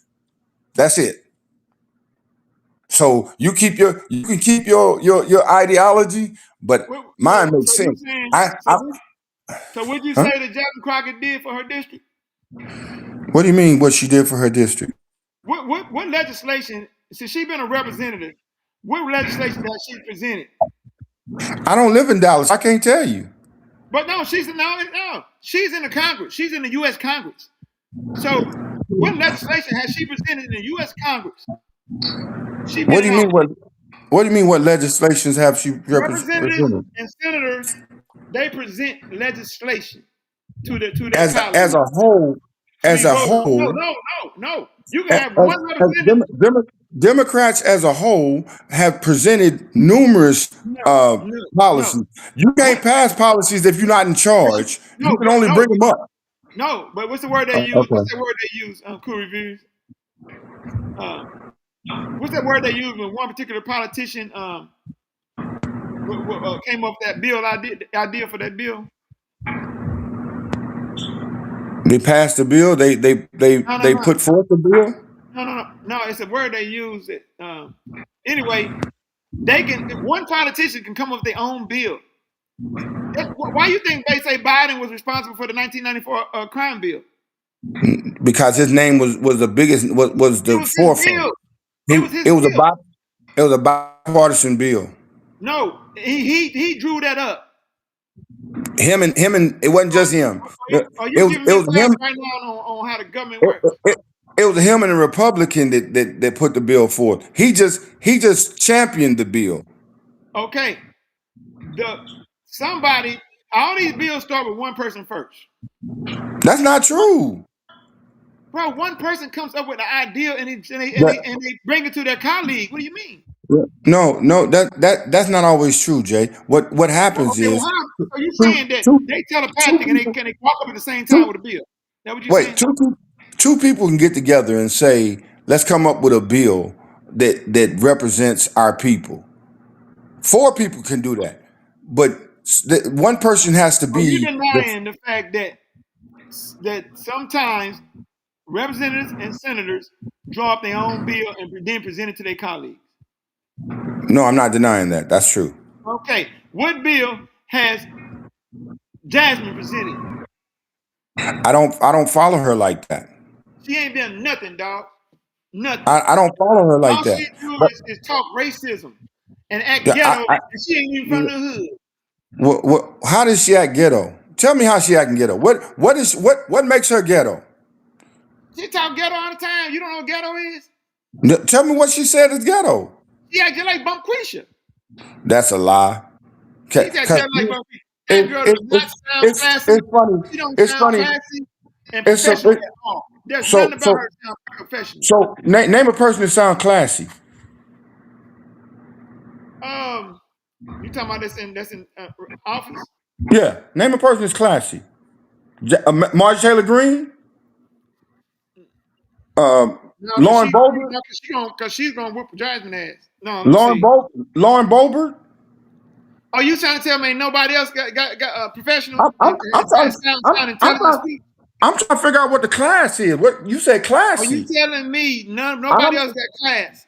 I'm trying to find out who is speaking classy that you're talking about. Telling me that she is out with class and prestige. I'm telling you, she gives off a persona. She giving off a persona to get her point across. Okay, I accept that. You disagree with me. That's what I tell you, because everybody too name. You know what they call that? It's fake. She faking. Oh, is that what that's faking? She faking. She grew up in Ivy League schools. No, she didn't go. She went to it. So what? Wait, hold on. You said she went to Ivy League school. You know Jasmine Crockett? Why would I have to know her to know that? Because you lying. Because she graduated from the University of Houston. That's not an Ivy League. That's not an Ivy League school. Okay, my bad. She went to the highest end high school in her city. She went to nothing but money in that city. She went to a She school. did not grow up in the hood. She grew up with nothing but the wealthy side of town. She never said she went to She didn't even grow up around people talking the way she's talking. If you go look at her first, when she first started doing politics, she was not talking like that. But she found out that it's easy to get black people to follow them because they ain't got no sense. All you gotta do is act black and be racist, and she can get 1 million votes. Boy, that is so sad. You were drinking the Kool-Aid and living in the mansion. You drinking the Kool-Aid? Look, and you drinking the Kool-Aid, living in the mansion. Kamala Harris did the same thing, and y'all went for it. I know, and you know what? It's funny how the educated black woman seems to be the bad person, because both of them you talking about are lawyers, senators. They don't. You're talking about lawyers. You can't be stupid and be a lawyer. Can't be. Can't do it. Y'all let what's her name? Hillary Clinton pull back a bottle of hot sauce out of her purse, and y'all just melted all down. What are you talking about? I didn't even vote for Hillary Clinton. Y'all did you vote for Biden? Yes. All right then. Sure did. Why would I vote for Trump? Only reason you didn't vote for Hillary is why would I vote for Trump? Why would I vote for Trump? What did Trump name? One policy that Trump has put forth, period, in his 5 years of presidency. Name one policy that he put forth for anybody other than rich folks. Shit, you gotta name what it'd be easy to name what he didn't put forth. Right. You damn Skippy. It'd be easy to name what he didn't put forth. He put so much policy out there. He didn't make not one policy. Not one. Okay. No, I take that back. Black people always go with the one where he did the policy about prisoners. But that wasn't okay. Why he all these black people out of prison? That wasn't even his policy. That wasn't even his policy. That was Obama. That was Obama policy that he finished. That's not a policy. No, Look that's it not up. true. Look it up. He signed. Hold on. He has to. Look He it hired a up. black woman. He let this black woman out. And he hired her. And he hired her to find more cases like that. And so he's pardoning all these people, and a lot of them black. What? Am I right? Okay, so because he let out black criminals, that makes him okay? Oh, now they black criminals. Oh, now Sean wanted the criminals. A while ago, y'all wanted the criminals to be out from the 1994 crime bill. I didn't say now that. you want criminals to be out. Oh my God, No, he can't do nothing right. First of all, I didn't say that you should let black people out. That I'm saying you drink the Kool-Aid because he let out a black woman. He let out white. He let out white people too. If he was racist, as y'all say he is, I'm just saying. My only argument Hold on. tonight, He let out. Hold on. Y'all want to say everything racist, bro. I'm not saying ain't nobody racist, but y'all act like everything. Y'all find racism in everything. Injustice is not always racist. Letting out all the people from January 6th. Letting out all the people from January 6th insurrectionists. That wasn't racist. That was unjust. Everything ain't racist. Do you know they finding out that Trump wasn't lying when he said they stole the election? He started the election, right? Nobody said that. No judge said what? Hey, I gotta get out of here, man. You getting all your news from a bad source. Let me get out of here, right. man. Bye. Cool review. He's still on it. He gone. Hey, y'all, we want to thank y'all for coming in. We would have got a little further, but Tim wanted to keep us caught on the race stuff.